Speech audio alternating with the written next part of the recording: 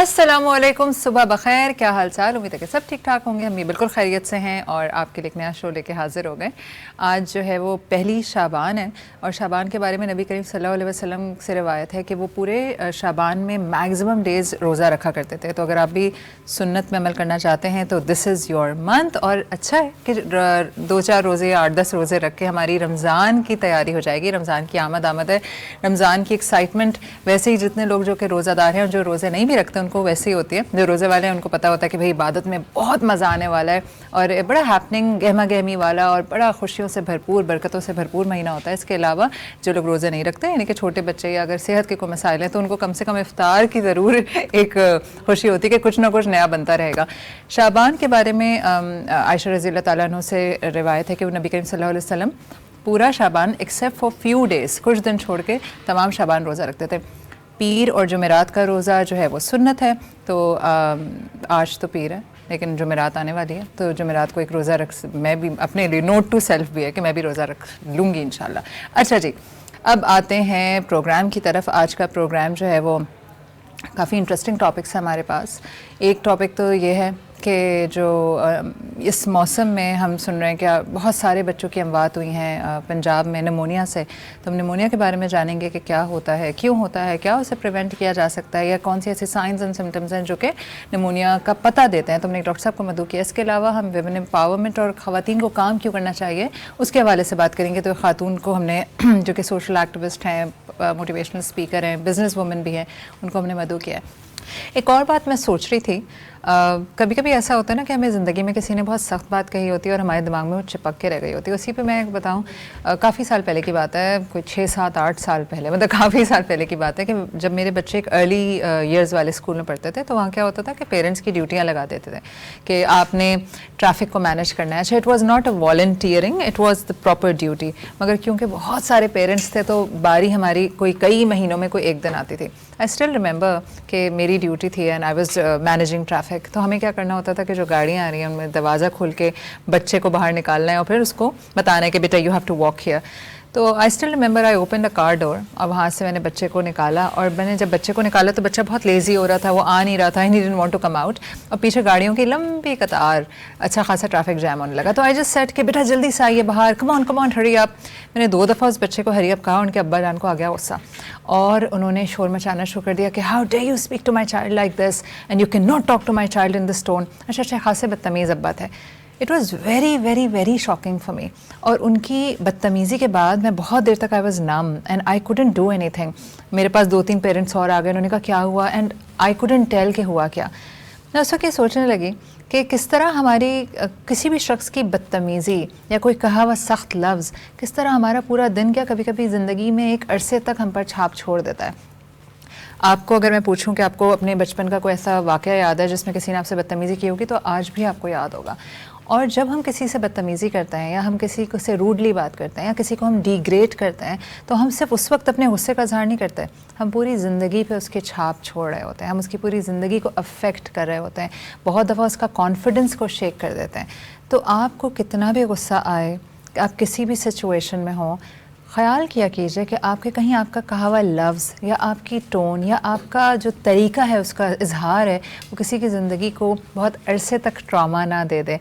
तो इस बात को सोचिएगा कि आप गुस्से में किस तरह रिएक्ट करते हैं, आपका इजहार किस तरह का होता है। अब मैं ले रही हूँ एक ब्रेक के बाद आपको मैं लेके जाऊँगी किचन में। शेफ़ हमारे साथ मौजूद हैं और हम जानेंगे कि आज क्या बन रहा है। तो मिलते हैं इस छोटे से ब्रेक के बाद। आपने कहीं नहीं जाना है।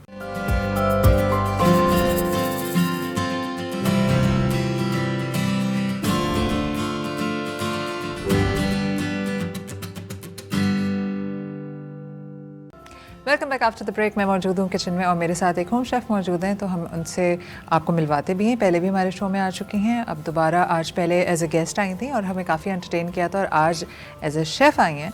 तो हम जानते हैं कि आज क्या पक रहा है। अस्सलाम वालेकुम। वालेकुम अस्सलाम वरहमतुल्लाह। कैसी हैं आप? अल्हम्दुलिल्लाह मैं बिल्कुल ठीक हूँ। अच्छा आलिया, आप पहले आई थी एज एन एंटरटेनर और आज आ रही हैं एज ए कुकिंग एक्सपर्ट। जी बिल्कुल बिल्कुल। तो पहले मुझे बताइए कि क्या हाल चाल है, कैसी हैं? बिल्कुल ठीक है, वक्त अच्छा गुजरा, वीकेंड बस गुजरा। आपको वोट दिया? जी हाँ, वोट दिया था, बड़े शौक से गए थे। हस्बैंड का कहीं और था, मेरा कहीं और था। करीबी था? जी नहीं, वो दूर था।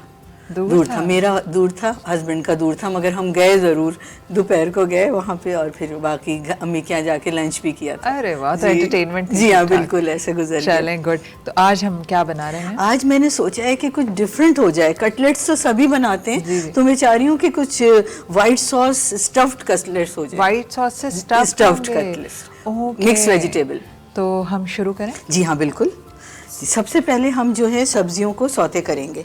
तो सब्जियों के लिए हम, अच्छा, आप कह रही थी कि मैं हमद के साथ शुरू हाँ करूं? मैंने कहा था कि अल्लाह सुब्हाना ताला का बाबरकत नाम जो है वो सबसे पहले होना चाहिए किसी भी शो के ये कैमरा है आपका? किसी भी शो के स्टार्ट में अल्लाह ताला का बाबरकत नाम होना चाहिए। तो तेरी रहमतों का नुज़ूल हो, मुझे मेहनतों का सिला मिले, मुझे मालो ज़र की हविस ना हो, मुझे बस रिज़्क़े हलाल मिले, मेरे जहन में तेरी फिक्र हो, मेरी सांस में तेरा जिक्र हो, तेरा खौफ मेरी निजात हो, बस यही खौफ दिल से निकाल दे। क्या बात है। तो जनाब, हम अल्लाह ताला के बाबरकत नाम से शुरू कर रहे हैं और बन रहे हैं चिकन वाइट सॉस चीज़ी कटलेट। चीज़ी कटलेट। अच्छा, चीज़ भी है इसमें? जी, मैंने चीज़ का अपनी तरफ से वो मैंने एडिशन किया है उसको। अच्छा। कि थोड़े से टेस्ट में फ़र्क और इनहैंस हो जाता है ना। जी, तो शुरू करते हैं, आप बताइए इंग्रेडिएंट्स। बिल्कुल, इंग्रेडिएंट्स में ये होगा कि हमें वेजिटेबल्स चाहिए होंगी। पहले मुझे बताइए, ये आपने चिकन लिया है, कितनी है? ये मैंने 1 कप चिकन लिए। जी, 1 पाव। ये 1 पाव चिकन लिए, उसको उबाल के इसको आपने श्रेड कर दिया? बिल्कुल। और जो उसका उबाला मैंने यखनी वो भी अलग रख ली है। अच्छा, डालने ये के समझे लिए कि एक आधा कप ये आधा यखनी कप यखनी रख ली। ठीक है। इस चिकन में हम क्या क्या ऐड करेंगे? इस चिकन में हम ऐड करेंगे काली मिर्च, सोया सॉस और ये रेड चिली, ये भी ऐड अच्छा, करेंगे। ये कितनी है? चुटकी भर? ये भी हाँ 1/4 टीस्पून है। सोया सॉस ये भी कितना? 1/4 टीस्पून है। ये भी, और ये हाफ टीस्पून है काली मिर्च। ये रेड चिली सॉस है। रेड चिली सॉस, ये ओरेगानो और ये ओरेगानो। जी। ठीक है, ये चिकन में सब जाएगा। जी, जी। सब्जियों का हम क्या कर रहे हैं? सब्जियों में हम काली मिर्च डालेंगे, हम बस सौते करेंगे? जी, सौते करेंगे। मैं चूल्हा जलाऊं? बिल्कुल चूल्हा जलाते और कौन कौन सी सब्जियां हमने? हम सबसे पहले 3 टेबलस्पून तक ऑयल लेंगे। 3 टेबलस्पून ऑयल? 3 टेबलस्पून बस, ताकि सारी सब्जियां इसमें हो जाएं। जी बस, ठीक है जी। और सबसे पहले हम क्या करते हैं कि लहसुन डालते हैं टेस्ट देने के लिए। जी, चॉप्ड लहसुन हम डालेंगे। ठीक है। ये हल्का हल्का हो जाए, सौते करेंगे जी इसको। बिल्कुल। ये हल्का सा बस इसकी खुशबू आ जाए और थोड़ा सा आंच कलर तेज कर लूं चेंज हो, ताकि थोड़ी सी। अच्छा, ये क्योंकि चाइनीज भी इसमें लग रहा था, जी। बहुत लंबा नाम था, Chinese chicken white sauce and cheesy cutlet. जी, तो चाइनीज इसलिए कि वो सब्जियां हैं मिक्स, और जरा सा हम चाइनीज का फ्लेवर दे देते हैं चिकन पाउडर डाल के। चिकन क्यूब भी दिख रहे हैं, चिकन वो भी रखा है, बिल्कुल। ब्रॉथ भी। और जब हम ये करते हैं ना बॉयल चिकन, तो उसमें छोटा सा टुकड़ा चिकन क्यूब का भी डाल देते हैं फ्लेवर के लिए। तो अभी डाला है? जी, अभी डाला है मैंने। ठीक है। और अभी हम इसमें भी डाल देते हैं सब्जियों में भी। अच्छा, ये आपका सौते हो रहा है गार्लिक? जी, सौते हो रहा है बिल्कुल। सौते का मतलब है कि हल्का सा फ्राई करना है, बहुत हल्का सा, कलर जलाना इसका नहीं है, गोल्डन नहीं करना, जी, बस गोल्डन भी खुशबू आ नहीं जाए। करना, हल्की सी खुशबू आ जाए बस। इसमें फिर कौन कौन सी सब्जियां हैं हमारे इसमें पास? सबसे पहले तो हम चॉप्ड प्याज डालेंगे, सबसे पहले अनियन ये चॉप्ड। ऑमलेट वाली कटी हुई प्याज ऑमलेट है? वाली जो प्याज डालेंगे बारीक सबसे बारीक। पहले। जी हाँ, ये मुझे दे दीजिए आप। सबसे पहले इसमें प्याज, जी थोड़ा सा इसमें। अच्छा, ये बस ट्रांसपेरेंट करें? जी, ट्रांसपेरेंट सी करनी है, गुलाबी सी। ठीक है, फ्लेवर के लिए हम छोटा सा क्यूब भी तोड़ के डाल दें, हाफ क्यूब। ठीक है। जी, थोड़ा सा हमने इसमें चिकन जी, क्यूब डाल जी। दिया। ये बस हल्की सी गुलाबी होती रहे। अब हम इसमें ना थोड़ी सी आंच और हल्की कर देंगे, थोड़ी सी, ताकि जले ना। और हाँ, आप ये मुझे दे दें, अब आप निकालना, मैं इसमें चलाती रहती हूँ। अच्छा, अब सबसे पहले कैरेट्स कटी हुई, गाजरें लंबी लंबी कटी हुई, जूलियन कट में। जूलियन कटिंग, जूलियन कट में। बंद गोभी भी बारीक कटी हुई। ये हाफ कप लिए थे मैंने, आधा कप। जी, आधा कप। यानी कि आधा गाजर ले लिया, आधा गाजर ले लिया, गोभी थोड़ी सी बंद गोभी, हाफ शिमला मिर्च। सही है जी, हाफ शिमला, और मैं टेस्ट के लिए हरी मिर्च डालती हूँ। अच्छा, ये अभी जो बनेगा वो छह लोगों के लिए काफ़ी होगा? जी हाँ होगा, इसमें तो 7-8 बन जाएंगे। 7-8 जी हाँ बिल्कुल। ये हरी मिर्चें बारीक कटी हुई। हरी मिर्ची भी डाल रही हैं? जी मैं फ्लेवर के लिए, मुझे ज़रा पाकिस्तानी फ्लेवर होना चाहिए। हाँ, तो थोड़ा मिर्चें जी जी। और मैं हरी प्याज ज़रूर यूज़ करती हूँ।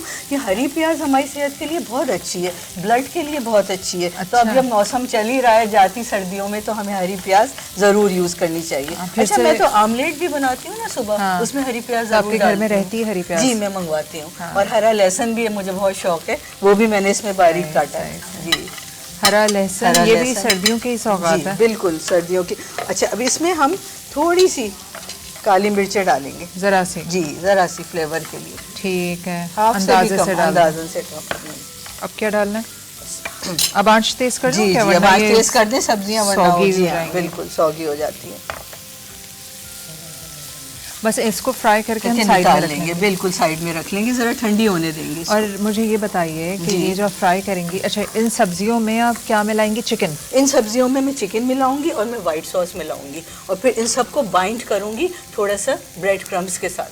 अंदर ब्रेड क्रम्स इसलिए डालेंगे। ब्रॉथ का क्या करना है? ब्रॉथ हम उसी में डालेंगे जब हम व्हाइट सॉस बनाएंगे, दूध के साथ। राइट, उसमें आप दूध के साथ साथ बिल्कुल जबरदस्त जी। तो इन सब्जियों को अगर मैं इस बड़े बोल में निकाल लूं तो इसमें आप सब कुछ मिला के बाइंड कर लेंगे। तो मैं इसका पानी, इसमें फ्लेवर हो गया चिकन का। हल्का सा चिकन पाउडर मैं जरूर यूज करती हूँ। वो भी आपने वो भी तो डाला है? जी अभी मैंने चिकन वो डाला, इसलिए हमने नमक नहीं डाला, इसलिए कि नमक हर चीज में सब चीजों में नमक, सोया सॉस में भी हल्का है जी। बस अब ये मैं निकाल लूंगी। हो गया ये? जी हो गया, जरा ठंडा हो जाएगा ये। हल्की आंच। मैं थोड़ी देर चूल्हे पे से हटा रही हूँ। ये अब हमारी सब्जियां ठंडी होने रख दी हैं। अब क्या काम है? अब हम व्हाइट सॉस बनाएंगे। सही है, तो ये जी सारा खाली कर देना इसको।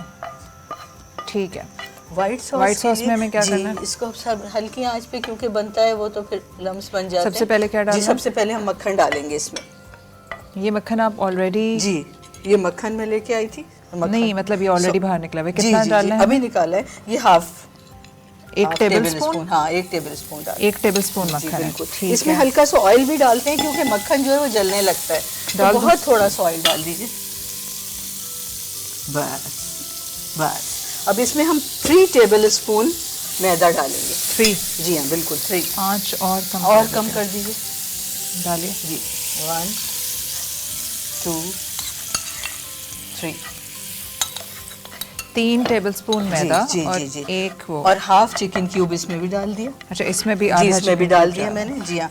अब बस इसको हल्का सा हम मैदे की जैसा खुशबू खत्म हो जाए और थोड़ा सा कलर चेंज हो जाए तो हम इसमें ठंडा दूध डालते हैं। लम्स बनेंगे? जी नहीं, लम्स इसलिए नहीं बनेंगे कि जल्दी जल्दी चलाएं फिर उसको, और हल्की आंच पे रखें। आप मुझे बताइएगा ये पूरा डाल दीजिए। थोड़ा करके ये 1 कप दूध है। हाँ थोड़ा करके जी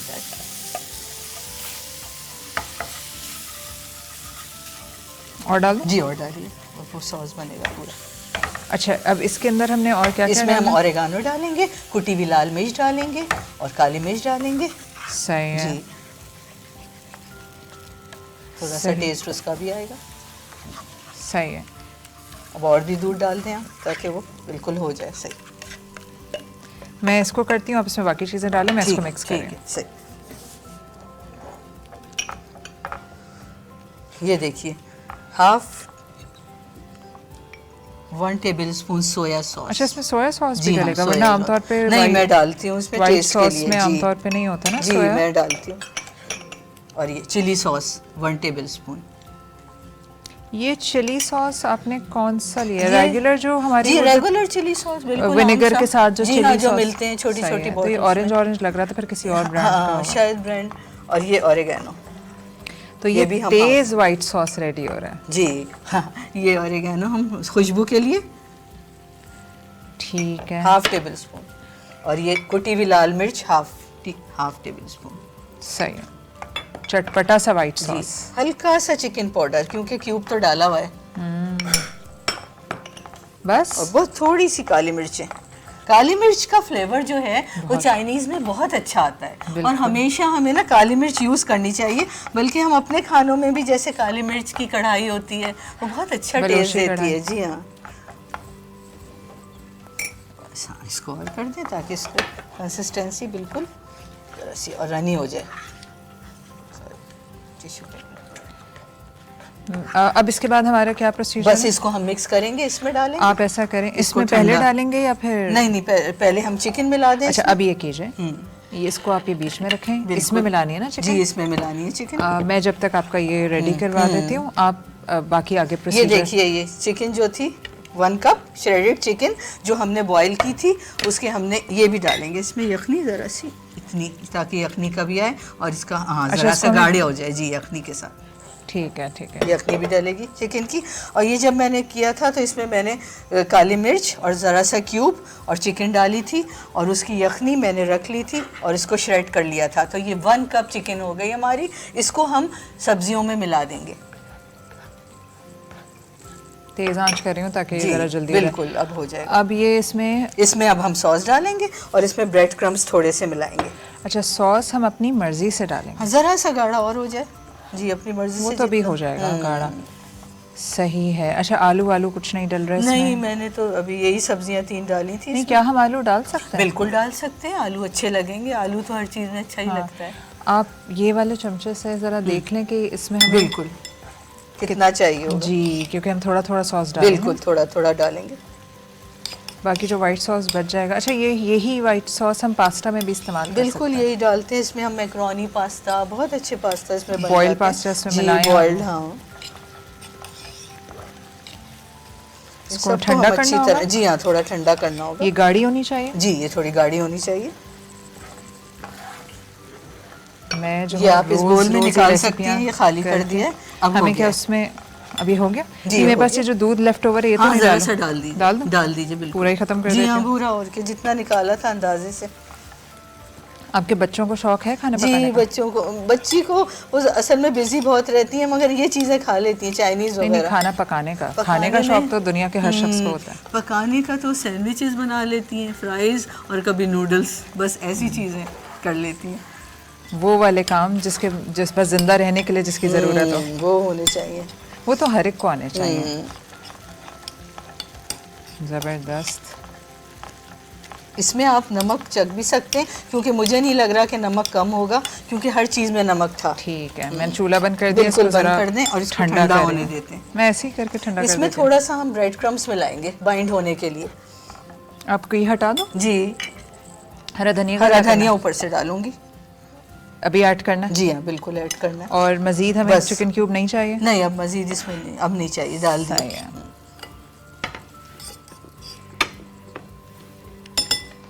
2 टेबलस्पून तक ब्रेड क्रम्स, इसलिए कि बाइंड हो जाए। अच्छा, हम ये गरम गरम डालेंगे तो ये हाँ, गरम नहीं होना चाहिए, सब्जियां फिर सौगी भी हो जाएंगी। हाँ। और जरा सा पतला ना हो जाए ना। वो क्या है?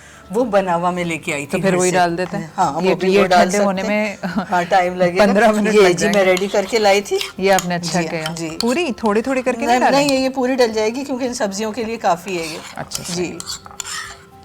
ये वैसे आपका काम बड़ा फायदेमंद ये साबित मैं हुआ। इसलिए लाई थी कि मैंने कहा Cerelac शायद लग रहा है। काम आ जाए। जी, लग रहा है बच्चों के लिए नहीं खाना जी, बनाते हैं। जी, बिल्कुल छोटे उसकी से शक्ल बोल। ऐसी हो रही है। बस अब इसको मिला लें? जी, इसको मिलाना है, अच्छी तरह मिला लेंगे इसको, ताकि ये इस फॉर्म में आ जाए कि हम कटलेट्स बना सकें। सही है। और इस वक्त आप नमक चख सकते हैं। चख लीजिए आप कि सही है कि नहीं। जी, जी। ऐसे सही होगा। सही होगा।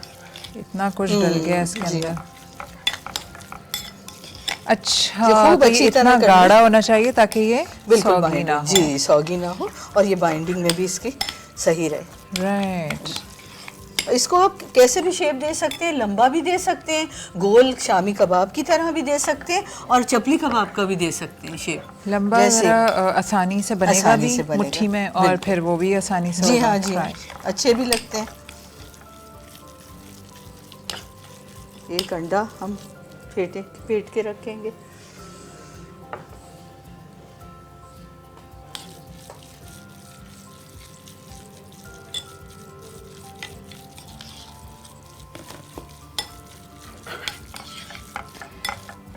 अच्छा, जी। अब क्या करना है? बस अब हमें बाइंड करना है। आप वो दिखा दें, फिर मैं ब्रेक लूँगी तो आप ब्रेक में फ्राई कर लीजिएगा। फ्राई कर लूँगी बिल्कुल। अच्छा, फ्राई कैसे करेंगी? फ्राई में डीप फ्राई करूँगी। डीप फ्राई जी, करेंगी deep fry इसमें? करेंगे, जी जी, क्रम्स लगा के, अंडा लगा के डीप फ्राई। ठीक है, तो ये तो रेडी हो गया है। अब देखें, इसमें जब आप- ऐसा काम करना होता है, बनाने होते हैं, तो हाथ तो पहले सैनिटाइज कर ही लिए थे, मगर अगर जिन्हें रिंग्स पहनने का शौक है मेरी तरह, वो जरा रिंग्स उतार दें। जी हाँ, हाइजीनिक रहे चीज़। और ग्लव्स भी पहन सकते हैं। असल में मुझे ग्लव्स पहनने की आदत नहीं है इसलिए, वरना ग्लव्स भी पहन सकते हैं। बिल्कुल सही है। अब इसको हम हाथ में लेंगे, बस ऐसे आप एक हाथ दो पे बना ऑयल के लगाएंगे दिखा हम थोड़ा दीजिए। सा। जी, ज़रा सा ऑयल लगाऊंगी हाथ पे थोड़ा सा, ताकि ये चिपके नहीं। ये चिपकता बहुत है क्योंकि इसमें जी हाँ। सब कुछ ही है जी हाँ, जी हाँ। चिपकने वाली। अच्छा, चीज़ का क्या कर रहे हैं इसमें मैं चीज़ बीच में स्टफ करूंगी। ओह, जी, मैं खोल दूँ? जी आप खोलिए चीज़। अच्छा, ये देखिए, आप हथेलियों को अच्छी तरह आप ऐसे कर लें तेल से। बना के आप ऐसा कीजिएगा, इसी प्लेट में रख दीजिएगा। ठीक है, दो तीन हमारे सामने फिर बाद कर दें, में फिर आप फ्राई होंगे। करती रहिएगा। ठीक है। मैं जब अब ब्रेक के देखिए, बाद हम वापस इतना आऊंगी तो लें फिर कि हमारा बहुत बहुत भी ना बड़ा मैंने खोल बने, दिया बहुत चीज़। मोटा। जी शुक्रिया।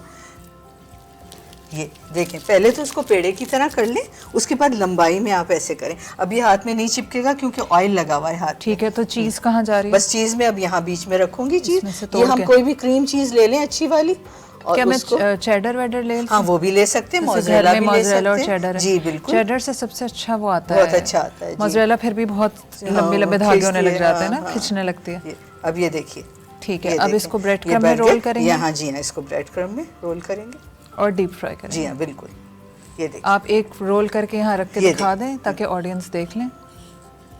ये ओके, वंडरफुल। अंडा वगैरह नहीं लगा? अंडा भी लगा सकते हैं, तो मगर इसमें अंडे नहीं से लगाया मैंने, क्योंकि इसमें सारी वैसी चीज़ें थी बाइंडिंग की, स्टिक होने जी वाली स्टिक होने वाली थी, तो मैंने अंडा नहीं लगाया। क्या हम ये फ्रीज करके रख ये फ्रीज भी कर सकते हैं, मगर बहुत ज़्यादा नहीं, क्योंकि इसमें वेजिटेबल्स जी बिल्कुल, बहुत ज़्यादा छोड़ेंगी नहीं। वो। हाँ, बिल्कुल। अच्छा भाई, इस तरह से ये अभी बना लेंगी ब्रेक में और इनको डीप फ्राई कर लेंगी। आप देख सकते हैं मैं ब्रेक ले रही हूँ। ब्रेक के बाद मेरे पास एक और मेहमान मौजूद हैं।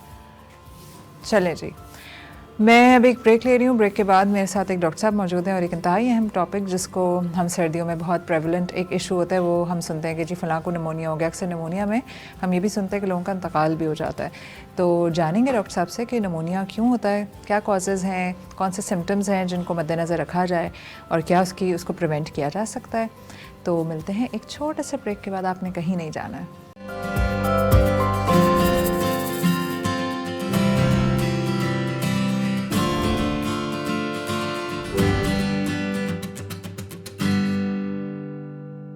Welcome back after the break. अभी मैं आपको एक जिक्र करी थी ना, आजकल निमोनिया हम बहुत सुनते हैं। अच्छा, सर्दियों में बहुत कॉमन है और अक्सर बुज़ुर्गों में अमवात का वन ऑफ द रीज़न्स जो कि बहुत प्रेवलेंट रीज़न होता है वो निमोनिया भी होता है। तो हमने एक डॉक्टर साहब को मदऊ किया है और हम उनसे जानेंगे कि निमोनिया होता क्या है और क्या इसका कोई प्रिवेंशन है, क्योंकि कहते हैं ना एहतियात इलाज से बेहतर है। तो अभी मैं आपको मिलवाती हूँ डॉक्टर साहब से और उनसे जानते हैं हर चीज़ जो निमोनिया के बारे में हो सकती है। अस्सलाम वालेकुम। जी वालेकुम अस्सलाम। कैसे हैं डॉक्टर साहब आप? अल्हम्दुलिल्लाह, बहुत शुक्रिया। अच्छा डॉक्टर साहब, बड़ा कॉमन है जब सर्दियाँ आती हैं तो छोटे बच्चों में अमवात या कमज़ोर इम्यून सिस्टम या एल्डरली में उसका एक रीज़न निमोनिया भी होता है। मुझे पहले बताएं कि how pneumonia is different from regular cough या जो एज़मेटिक कॉफ़ होती है, उससे कैसे फ़र्क है? देखिए, पहले तो हम ये समझ लेते हैं निमोनिया होता क्या है। बेसिकली ये एक वर्ड है निमोनिया, जिसको हम ग्रीक वर्ड है नीमो। नीमो का मतलब है लंग्स, ठीक है। अगर लंग्स में जो कोई प्रॉब्लम होती है वो निमोनिया कहलाती है, ठीक है। अल्लाह ताला ने हमारे अंदर बहुत सारे, जैसे अब गुब्बारा होता है, गुब्बारे को अगर आप फुलाते हैं तो एक तरह का एल्वुलाई बन जाता है। तो अल्लाह ताला ने हमारे इस पूरे लंग्स के अंदर या फेफड़ों के अंदर बहुत सारे छोटे छोटे एल्वुलाइज रखे हैं जो हमारी गैसेस को एक्सचेंज करते हैं। जब मैं सांस ले रहा हूँ, आप ले रहे हैं और सब अपने नाज़रीन भी सांस ले रहे हैं, जब हम सांस लेते हैं तो अल्लाह ताला के निज़ाम है कि वो एक एक्सचेंज ऑफ गैसेस होती है कि आप ऑक्सीजन जो है लेते हैं और कार्बन डाइऑक्साइड निकालते हैं। अब अगर उन सैक्स में या उन एल्वुलाइज में खुदा न खास्ता पानी आ जाए या पस आ जाए तो वो फिर निमोनिया की तरफ चला जाता है। Right. ये हमें समझने की जरूरत। अब ये क्यों प्रोड्यूस होता है कि पानी कहाँ से आ जाता है? हाँ, अब इसका जवाब ठीक है ना, कि होता क्यों है। हाँ। तो मैं नाज़रीन को आसान करके समझाने की कोशिश करूँगा कि ये पस और पानी आता कहाँ से। जो हम पानी पीते हैं क्या वो लंग में चला जाता है? ऐसा नहीं होता, ठीक है। अच्छा। या पानी क्या होता है कि जब आपके लंग्स के अंदर कोई इन्फेक्शन हो, इन्फेक्शन की 3 या 4 सूरत हो सकती हैं। पहली बात ये है कि अगर आप खुदा न खास्ता बैक्टीरियल इन्फेक्शन हो जाए कि आपके एनवायरनमेंट में बैक्टीरिया हैं, आपके जिस्म में दाखिल हुआ और वो लंग्स में चला गया, उसने बैक्टीरियल इन्फेक्शन कर दिया, ठीक है। दूसरा होता है जो आपको कहते हैं वायरल, एनवायरनमेंट में बहुत सारे वायरस घूम रहे हैं यहाँ भी हम बैठे हैं, यहाँ भी बहुत सारे वायरस हैं। अगर आज खुदा न खास्ता मेरी इम्यूनिटी कमज़ोर हो जाती है या मुझे कोई ऐसी बीमारी होती है जिसकी वजह से इम्यूनिटी कमज़ोर होती है तो वो मुझ पर हमलावर हो जाते हैं। दो हो गए। तीसरा होता है कि आप फंगाई जिसको हम कहते हैं, जैसे फंगस बहुत सारे हमारे फंगल इन्फेक्शन, वो कैसे होगा? फंगल इन्फेक्शन होता है, वो भी इसी तरह से होता है। खासतौर पर एक फंगस होता है जो बच्चों में ज़्यादा हो जाता है, उसकी वजह से हो सकता है। दूसरा इंडस्ट्रियल एरिया, आप एक इंडस्ट्रियल एरिया में बैठी हुई हैं, यहाँ से जो बहुत ज़्यादा फ्यूम्स निकलते हैं उनके ज़रिए भी, या जो लोग ऐसे वर्कर जो ऐसे इंडस्ट्री में काम करते हैं और प्रिकॉशनरी मेजर नहीं लेते, क्या मास्क नहीं लगाते, उनको भी एक जो है वो बहुत सारी फ्यूम्स के ज़रिए ये हो सकता है निमोनिया। तीसरा, अगर खुदा ना खास्ता बच्चा या बड़ा खाते में एस्पायर कर ले, पानी पी रहे थे मुँह में फंदा लग गया, जो ठसका लग जाता है, ठसका लग गया, फंदा लग गया, वो भी जा सकता है। वो भी जा सकता है। वो जब लंग में जाता है तो वो इन्फेक्शन प्रोड्यूस कर देता है, जिसकी वजह से भी जो है वो नमूनिया हो सकता है। अच्छा, नमूनिया के अब उसमें क्या मतलब साइन सिम्टम्स हो सकते हैं, हम किस तरह से समझेंगे ये नमूनिया है? जैसे आपका सवाल था कि जी खांसी हो रही है, खांसी होते होते नमूनिया हो गया, ये कैसे हो गया? इस तरह से होता है कि देखिए कुछ 4-5 इसके स्टेजेस होते हैं। पहले कंजेशन, एक मैं स्टेज कहता हूँ कंजेशन, तकरीबन 24 आवर्स तक कंजेशन चलती है।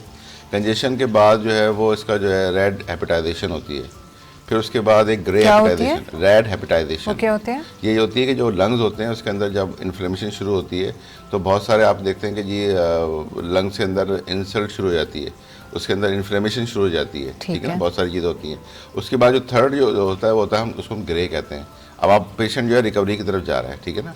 जब ग्रे के बाद फिर रेजोल्यूशन होती है, तो ये पूरा अमल जो पहले दिन शुरू होता है ये 10 दिन तक मुकम्मल हो जाता है। अगर आपने इसको प्रॉपर्ली ट्रीट कर लिया और आपने ट्रीट नहीं किया, आप खांसते ही रहे, आप छींकते रहे, या आपको जो है आप ऐसे इन्वायरमेंट में रहे जहाँ पे ये प्रॉब्लम थी, तो ये एग्रीवेट कर जाता है और फिर खुदा न खास्ता आप लैंड करते हैं किसी ICU में, हॉस्पिटल में, और फिर डेथ भी वाक़ हो सकती है। ये इसकी बहुत बड़ा कॉम्प्लिकेशन होती है। अच्छा, अब इसके जो रिस्क फैक्टर्स हैं आपने अभी डिस्कस किया कि किस वजह से होता है, ये जो आपने पूरी 10 दिन का एक बताया है टाइम पीरियड, ये निमोनिया की रिकवरी का है या आम खांसी की? नहीं, ये निमोनिया की रिकवरी है। मतलब कंजेशन जो होता है वो कंजेशन 24 आवर्स में आदमी रिकवर कर जाता है। ऐसा होता है घर में कोई बच्चा खांस रहा है या बुजुर्ग खांस रहा है, अक्सर तो वो महीना खांस रहे हैं, हम सीरियस ही नहीं लेते।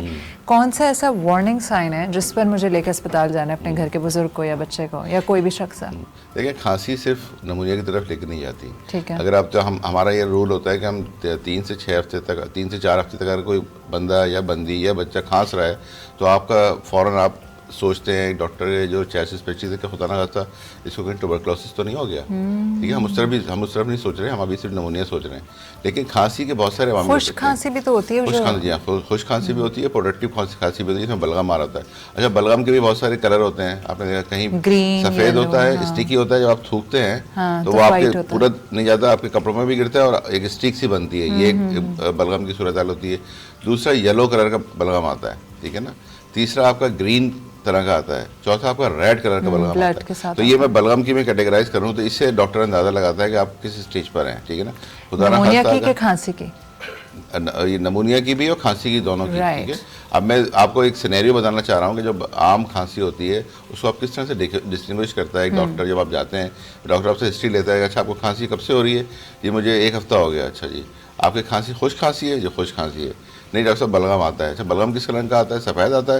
ये डॉक्टर साहब सफ़ेद आता है। पीला आता है या रेड आता है या ग्रीन आता है? अब डॉक्टर अपनी डायग्नोसिस कराना शुरू हो जाता है कि इसको हम किस तरह लैंड करें इसको, ठीक है ना। इसी तरह से अगर खुदा ना खास्ता किसी को जो है वो, अब अक्सर देखें जो एजमेटिक पेशेंट होते हैं उनको बहुत ड्राई कफ होती है, ठीक है। जब तक वो फिर खांस के बहुत ज़्यादा उनको सांस का भी मसला होता है।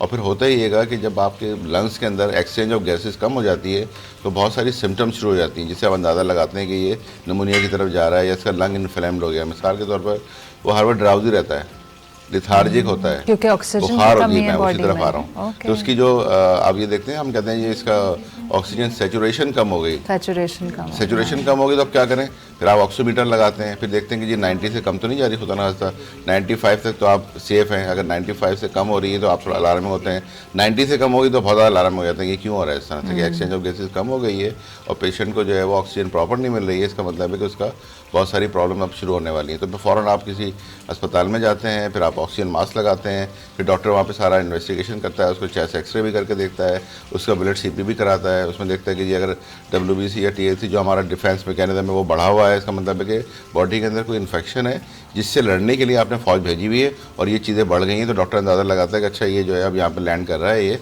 इसका चेस्ट एक्सरे उसने देखा, उसमें इतना बड़ा पैच नज़र आया उसको, उसने कहा ओहो या तो ये पस है या ये इसकी जो है वो नमूनिया का सिलसिला जा रहा है। तो ये सारे जो चीज़ें होती हैं डॉक्टर को डायग्नोस करने में हेल्पफुल होती हैं। एक हिस्ट्री बड़ी इंपॉर्टेंट होती है, दूसरे साइन सिम्टम्स बहुत ज़्यादा इंपॉर्टेंट होते हैं कि फीवर के साथ आता है जी, पेशेंट? बाद दफ़ा फीवर भी होता है, नमूनिया में नहीं फीवर होता। होना जरूरी नहीं है? नहीं नो जरूरी नहीं है फीवर होना। फिर तो बड़ा बाद दफ़ा खामोशी से अटैक हो करता जाता है। तो बाद दफ़ा ये होता है कि जो ओल्ड एज पेशेंट होते हैं, आप देखें ना बच्चों में, हम ये कहते हैं कि अभी 2019 की WHO की रिपोर्ट है कि तकरीबन 80,000 बच्चे जो 80 लाख बच्चे दुनिया में उनका इंतकाल हुआ जो अंडर 5 थे।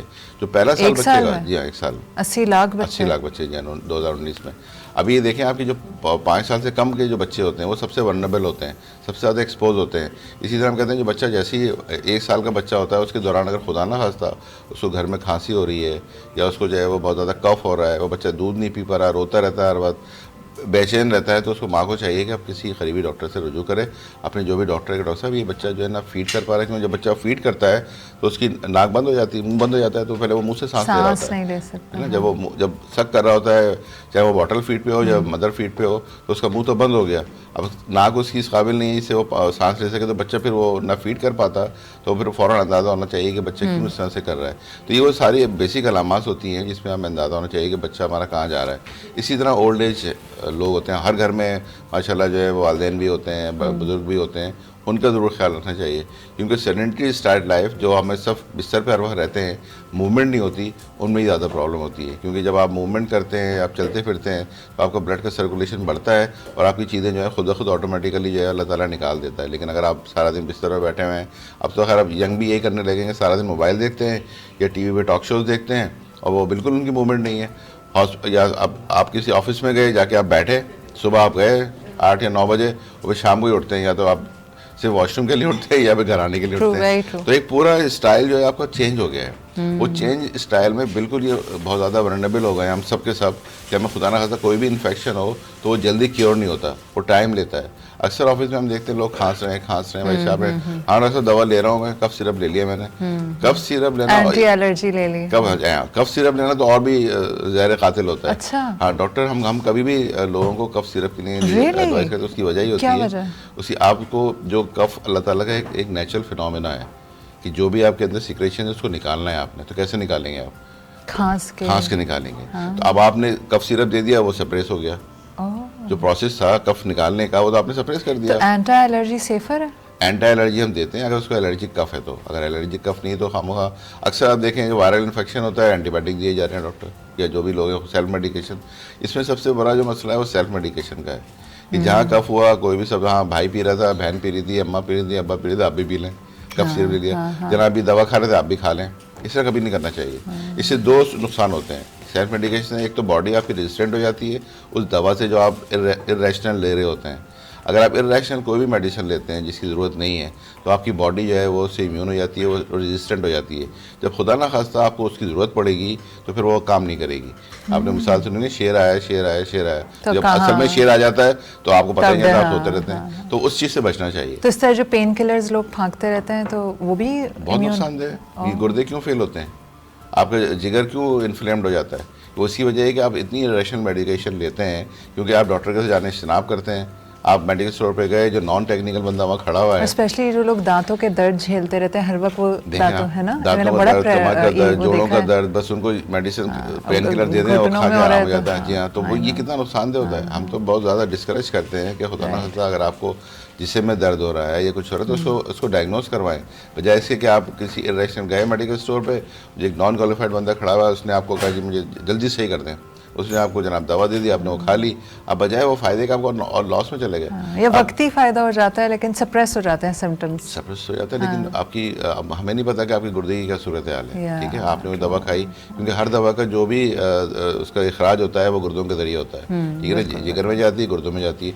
तो हर दवा ने पास ऑन वहीं से होकर निकलना है। ठीक है, जब हर दवा ने वहाँ से जाना है, अगर आपकी वो आपका जो वर्क स्टेशन है अगर सही नहीं है प्रॉपर, तो फिर तो आपको बहुत नुकसान हो जाएगा ना, आप उस पर और लोड डाल रहे होंगे।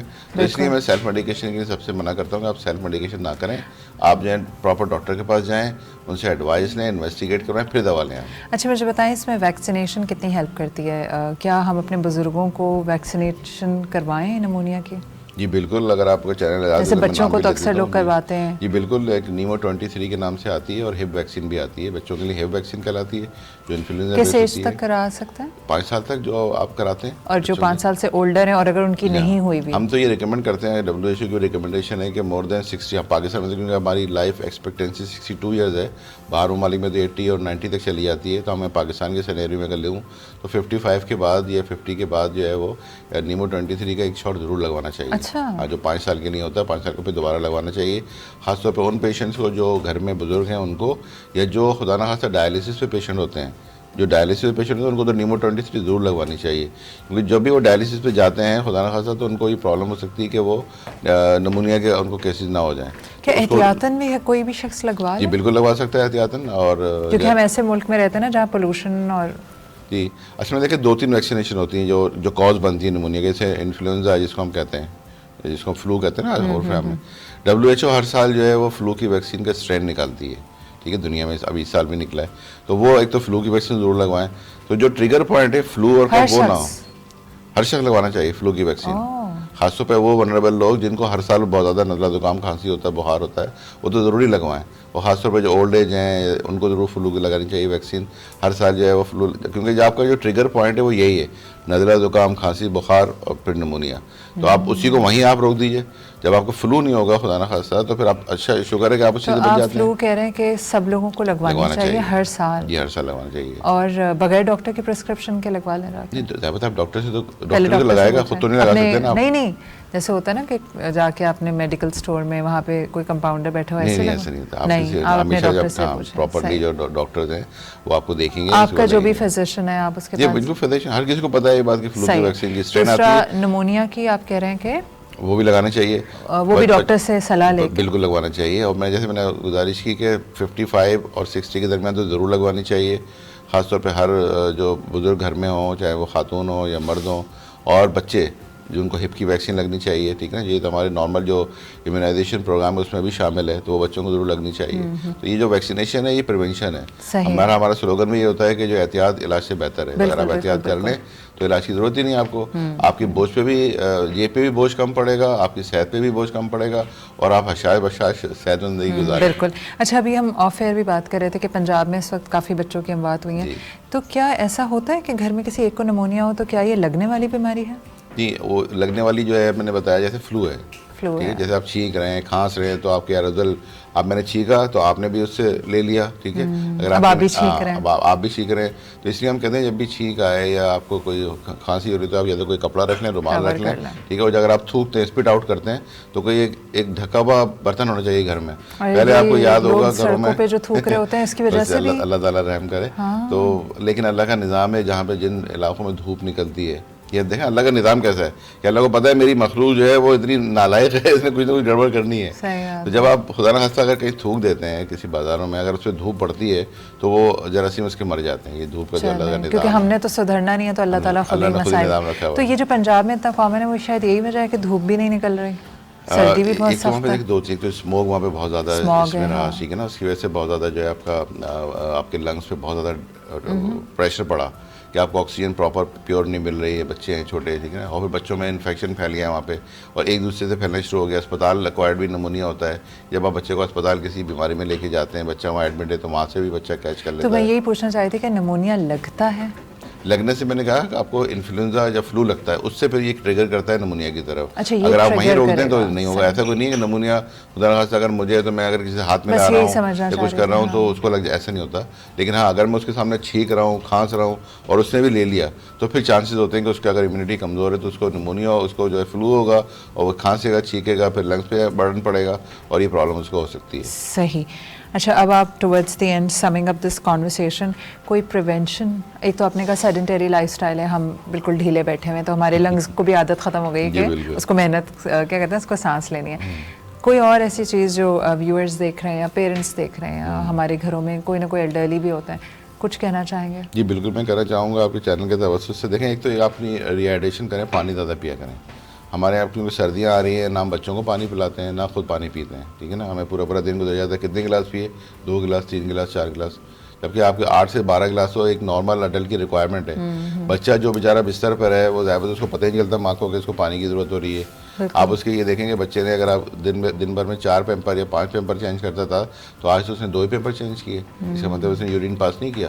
तो क्या वजह है ये देखें ना माँ को, उसके होंठ अगर खुश्क हो रहे हैं, उसकी आइज सिंकन हो रही है, उसकी स्किन जो ड्राई हो रही है, तो माँ को चाहिए कि उसको पानी पिलाएं अगर पानी पीने की उसकी उम्र है, वरना अपना फीड कराएं उसको। ठीक है, बड़ों में भी यही सूरत हाल है। जो बड़े हमारे एल्डरली बिस्तरों पे हैं, घर पे हैं, वो इतना मूवमेंट नहीं है, वो अब उनके पास कोई अगर अटेंडेंट नहीं है तो वो पानी कैसे पिएँ वो। और ख़ुद हम भी ऑफिस में अगर हम बैठे हैं तो पानी की बोतल होनी चाहिए। अगर हम कंप्यूटर पे बैठे हुए सारा दिन बैठे हुए हो गए, हमने चाय तो हम पी लेते हैं और चाय भी तो ड्राई करती है, डिहाइड्रेट करती है। चाय तो हम पी लेते हैं, पानी नहीं पीते हम। एक तो ये खौफ होता है यार फिर वॉशरूम जाना पड़ेगा, पानी नहीं पी रहे हम। ठीक है ना, इसी तरह रात में पूरा आपके अगर आप 8 घंटे की नींद ले रहे हैं तो 8 घंटे आप कुछ नहीं पी रहे। जब आप जाग रहे हैं तब भी आप नहीं पी रहे तो पानी कब पिएंगे आप? ये तो पानी ज़रूर पिएं, ताकि पानी पिएंगे तो आपकी जो बॉडी जो है वो रिफाइन होकर सब चीज़ों को निकालेगी। एक बात। दूसरी बात आपकी डाइट बड़ी प्रॉपर है। आप हमेशा जो है वो हम एक ही तरह की डाइट खाना शुरू कर देते हैं कि जी हम बाज़ार का खाना खा रहे हैं, उसके अंदर बहुत सारी चीज़ें पड़ी हुई हैं, ठीक है ना, वो खाना शुरू कर देते हैं। हम घर की बनी हुई चीज़ें नहीं खाते आजकल। जैसे मैंने पहले भी गुजारिश की थी कि ऑर्गेनिक हम बिल्कुल छोड़ दिया है, हम हर चीज़ सिंथेटिक पे चले गए, वो एक बड़ा नुकसानदेह अमल होता है। तीसरी प्रिवेंशन ये है कि ऐसे इन्वायरमेंट में जो लोग काम करते हैं, जो इंडस्ट्रियल एरिया है या ऐसी चीज़ें हैं, तो वहाँ पे प्रिकॉशनरी मास्क लगाएं। ठीक है, ऐसा ना घूमते फिरेंगे उसमें फ्यूम निकल रहे हैं। जैसे लेबॉर्ट्रीज में बहुत सारे लोग काम करते हैं, केमिकल की लेबॉर्ट्रीज में काम करते हैं, उसके फ्यूम्स निकलते हैं, वो उसके अंदर हो जाता है। एक और एक ख़तरनाक चीज़ होती है जिसको हम एस्बेस्टॉस, जैसे अभी ये कलर वगैरह पेंट हमारे घरों में होते हैं ना, तो इसमें भी एक चीज़ मिलती है जिसको हम एस्बेस्टॉस कहते हैं। उसका भी जो है वो बहुत ज़्यादा मलदखल होता है कि लंग्स में जाके वो बैठ जाए, खुदा न खास्ता आपको जो है प्रॉब्लम हो सकता है, वो कैंसर की तरफ लेके चला जाता है। और वो जब घरों में पेंट होता है, घर के अंदर अगर आप वेंटिलेशन नहीं करें तो वो आपके लंग्स में वो भी होता है। फिर जब आप देखते हैं, जब भी आप पेंट करते हैं तो बहुत स्मेल आती है आपको ना, आप रह नहीं सकते, आप छींके भी शुरू कर देते हैं, नज़ला ज़ुकाम भी हो जाता है। तो जब भी आप पेंट लेने जाएँ ये ज़रूर देखें कि एस्बेस्टॉस फ्री होना चाहिए। अब तो पहले जी हाँ। और दूसरी ये कि अक्सर देखते हैं जो सीमेंट वगैरह होता है इसके अंदर भी मिलाया जाता है ये, तो बहुत सारी ऐसी चीज़ें हैं जो इंडस्ट्रियल बेस होती हैं। लेकिन वो तो जब सूख जाता है तो बू आना बंद हो जाती है, तो भी वो आपके लिए बंद हो जाती है। लेकिन आपने देखा ना आजकल जो पेंट है, आजकल 2 नंबर पेंट कितने हमारे मार्केट में आ गए सस्ते के चक्कर में। अब उसमें वो क्या मिला रहे हैं नोबडी नोज। अब तो स्मेल फ्री भी पेंट आ गए हैं कि आप वो स्मेल ही नहीं आती है, मगर वो आपके लंग्स में जा रहे होते हैं, आप रह रहे हैं उस घर रह रहे हैं। अगर उसमें एस्बेस्टॉस है तो आपको नुकसानदेह दे सकते हैं। इसी तरह जो लोग इस इंडस्ट्री में काम करते हैं, या सीमेंट फैक्ट्री है या और दूसरी जहाँ पे एस्बेस्टॉस प्रोसेस होता है, आपको पता होगा जैसे हमारे पहले छतें बनती थी, जो सीमेंट की छतें कहलाती थी, वो एस्बेस्टॉस से बनती हैं। अब तो खैर डिस्करेज कर दिया गया है WHO हेल्थ की वजह से, लोग यूज़ नहीं करते, लेकिन हमारे कंट्री में भी इस्तेमाल होती हैं। एस्बेस्टॉस की जो छतें लगती हैं उसमें प्योर एस्बेस्टॉस होता है, वो तो आपके लिए और जब उस पर धूप पड़ेगी, वो गर्म होगा तो आपकी सांस होता है ना। तो ये वो चीज़ है जो लोगों को आखिर में नहीं पता। कैंसर भी होता होगा, उससे कैंसर होता है। अच्छा, फिर पैसिव स्मोकिंग भी, घर में कोई एक बंदा स्मोक कर रहा है, आप नहीं कर रहे हैं। अपने अच्छा पॉइंट इसके मैं भूल गया था कि स्मोकिंग एक ऑल्सो इंजरियस टू हेल्थ। कि मैं अगर स्मोक कर रहा हूँ, आप नहीं करती स्मोक, लेकिन आप मेरा जो मैं कर रहा हूँ तो आप पैसिव स्मोकर हो गए, आप धुआं इनहेल कर रहे हैं। घर में अब कोई बड़ा वालिद साहब हैं, कज़न है, चाचा है, मामा है, वो बच्चे के सामने स्मोक कर रहे हैं, तो बच्चा तो बेचारा वनरेबल है इतना ज़्यादा, वो आपका धुआं पिए जा रहा है, आप उसको प्यार भी कर रहे हैं, किस भी कर रहे हैं, तो अपनी चीज़ें उसके मुंह में डाल रहे हैं ना आप। उसके करीब गाल पे भी अगर आपने प्यार किया तो आपने डाल दी ना इसके, उसने सांस ली अंदर, तो बच्चा तो बेचारा फिर मुश्किल में है। इसी तरह बड़े भी मुश्किल में है। अगर आप उनके इस इन्वायरमेंट में बैठे हुए हैं और आप सिगरेट पे सिगरेट पिए चले जा रहे हैं, तो वो इन्वायरमेंट आपने कर दिया। इसी तरह आप देखें धुआं जो हमारी ट्रैफिक से निकलता है, कितना पोल्यूटेड धुआं है, ब्लैक काला धुआं जो निकल रहा होता है जनाब। और आप किसी को अगर आप कह भी दें, खिड़की शीशा होता है कि यार ये सही करा लो, तो वो आपको इस तरह इशारा करता है कि आप खुद शर्मिंदा हो जाते हैं कि अच्छा भाई मैं क्या कर सकता हूँ। हालांकि वो खुद भी इसमें सांस ले रहा है, हमें भी सांस दिलवा रहा है। ना अपनी सेहत का ख्याल कर रहा है, ना हमारी सेहत का ख्याल कर रहा है कि इसको सही करवा ले, ताकि ये हमारा जो एनवायरनमेंट है ये पोल्यूटेड ना हो। क्या लास्ट सवाल है, क्या ये जो चूल्हे की गैस है इससे भी आपके लंग्स इफेक्ट होता है? ये तो बहुत ज़्यादा खतरनाक चीज़ है। क्योंकि अभी मेरे रिश्तेदारों में किसी को लंग कैंसर डायग्नोज, उनका इंतकाल हो गया अभी पिछले हफ्ते, 4th स्टेज पे डायग्नोसिस हुई, और वो ना स्मोकिंग करती है ना घर में कोई स्मोक करता है। तो डॉक्टर ने कहा कि may be it's the gas, क्योंकि औरतें खड़े होकर खाने पकाती रहती हैं सारा वक्त, तो ये भी खतरनाक। अभी इस पर रिसर्च नहीं हुई है, मतलब मैं कोई हतमी बात नहीं कर सकता, लेकिन लेकिन ये है कि जब आप देखें नॉर्दर्न एरियाज में, वहाँ पे जब आप खुदा ना खास्ता सर्दियों के मौसम में जब वो गैस का हीटर चला के सोते हैं, तो जब वो गैस में इंतकाल हो जाता है, तो इतनी साइलेंट किलर है ये कि ये गैस जो है आपको ना इसकी खुशबू होती है, आप ले लेते हैं और आप इंतकाल हो जाते हैं। अभी हमारी दोस्तों में खाना कम से कम पकाएं घर, खाना कम से कम पकाएं, मरीन या में भी, हाँ। क्योंकि जब इसको आप बर्न करते हैं तो फिर वो उसकी इंटेंसिटी कम हो जाती अच्छा, है। ये भी होता है ना, जैसे एसी की गैस भी, अगर आप सो गए और गाड़ी के अंदर आप बैठेंगे और एसी ऑन है, बिल्कुल। वो अमोनिया गैस कहलाती ये है। अमोनिया गैस, ये अमोनिया गैस। बहुत शुक्रिया डॉक्टर साहब। नहीं, बहुत शुक्रिया, आपने बुलाया और बड़ा अच्छा मौजूद आपने चूज किया, एनवायरनमेंट और मौके के मुनासिबत से था। बिल्कुल बिल्कुल, थैंक यू वेरी मच। आपके वक्त का शुक्रिया, आप आए और हमारे साथ ही सारी इन्फॉर्मेशन शेयर की। तो जैसे कि हम हमेशा कहते हैं कि एहतियात इलाज से बेहतर है। अब मुझे तो समझ ही नहीं आता एहतियात क्या करें, मतलब क्या करें, स्पेस सूट पहन के घूमने लग जाएं, खला में निकल जाएं। खला में तो खैर नहीं, लेकिन शायद नॉर्दर्न एरियाज़ के अपने मसाइल हैं। तो बस दुआ कर सकते हैं कि अल्लाह ताला हमारी इम्यूनिटी को इतना स्ट्रॉन्ग कर दे, कोई मुआवजा करके कि हमें बीमारियां सर न करें। वैसे बताऊँ, हम बड़े रेजिलियंट हैं। मुझे याद है बहुत पहले मैं डॉक्टर साहब के पास गई, काफ़ी साल पहले, तो मैंने कहा डॉक्टर साहब बार बार बच्चा तो बार बार बीमार क्यों होता है? कहने शुक्र करें आप सारे ज़िंदा हैं, जिस माहौल में सांस ले रहे हैं और जो खा पी रहे हैं, इसमें तो ज़िंदगी होना भी बहुत बड़ी कोई कहते करामत है। और वाकई the kind of food we are eating और जिस माहौल में हम सांस ले रहे हैं और जो स्मॉग का हाल है, हर वक्त हमारा जो कराची और लाहौर है वो रैंकिंग पे, वर्ल्ड रैंकिंग पे ऊपर ही होता है। एयर क्वालिटी इंडेक्स जो वर्स्ट एयर क्वालिटी है। तो अल्लाह ताला हमारे हालात पे रहम करे। बाकी हमेशा अच्छा गुमान रखना चाहिए, अच्छा खाएं पिएं, एक्सरसाइज ज़रूर करें। जितने डॉक्टर्स आते हैं वो एक ही बात कहते हैं, एक्सरसाइज करें, सेडेंटरी लाइफस्टाइल को छोड़ दीजिए, पानी पिएं।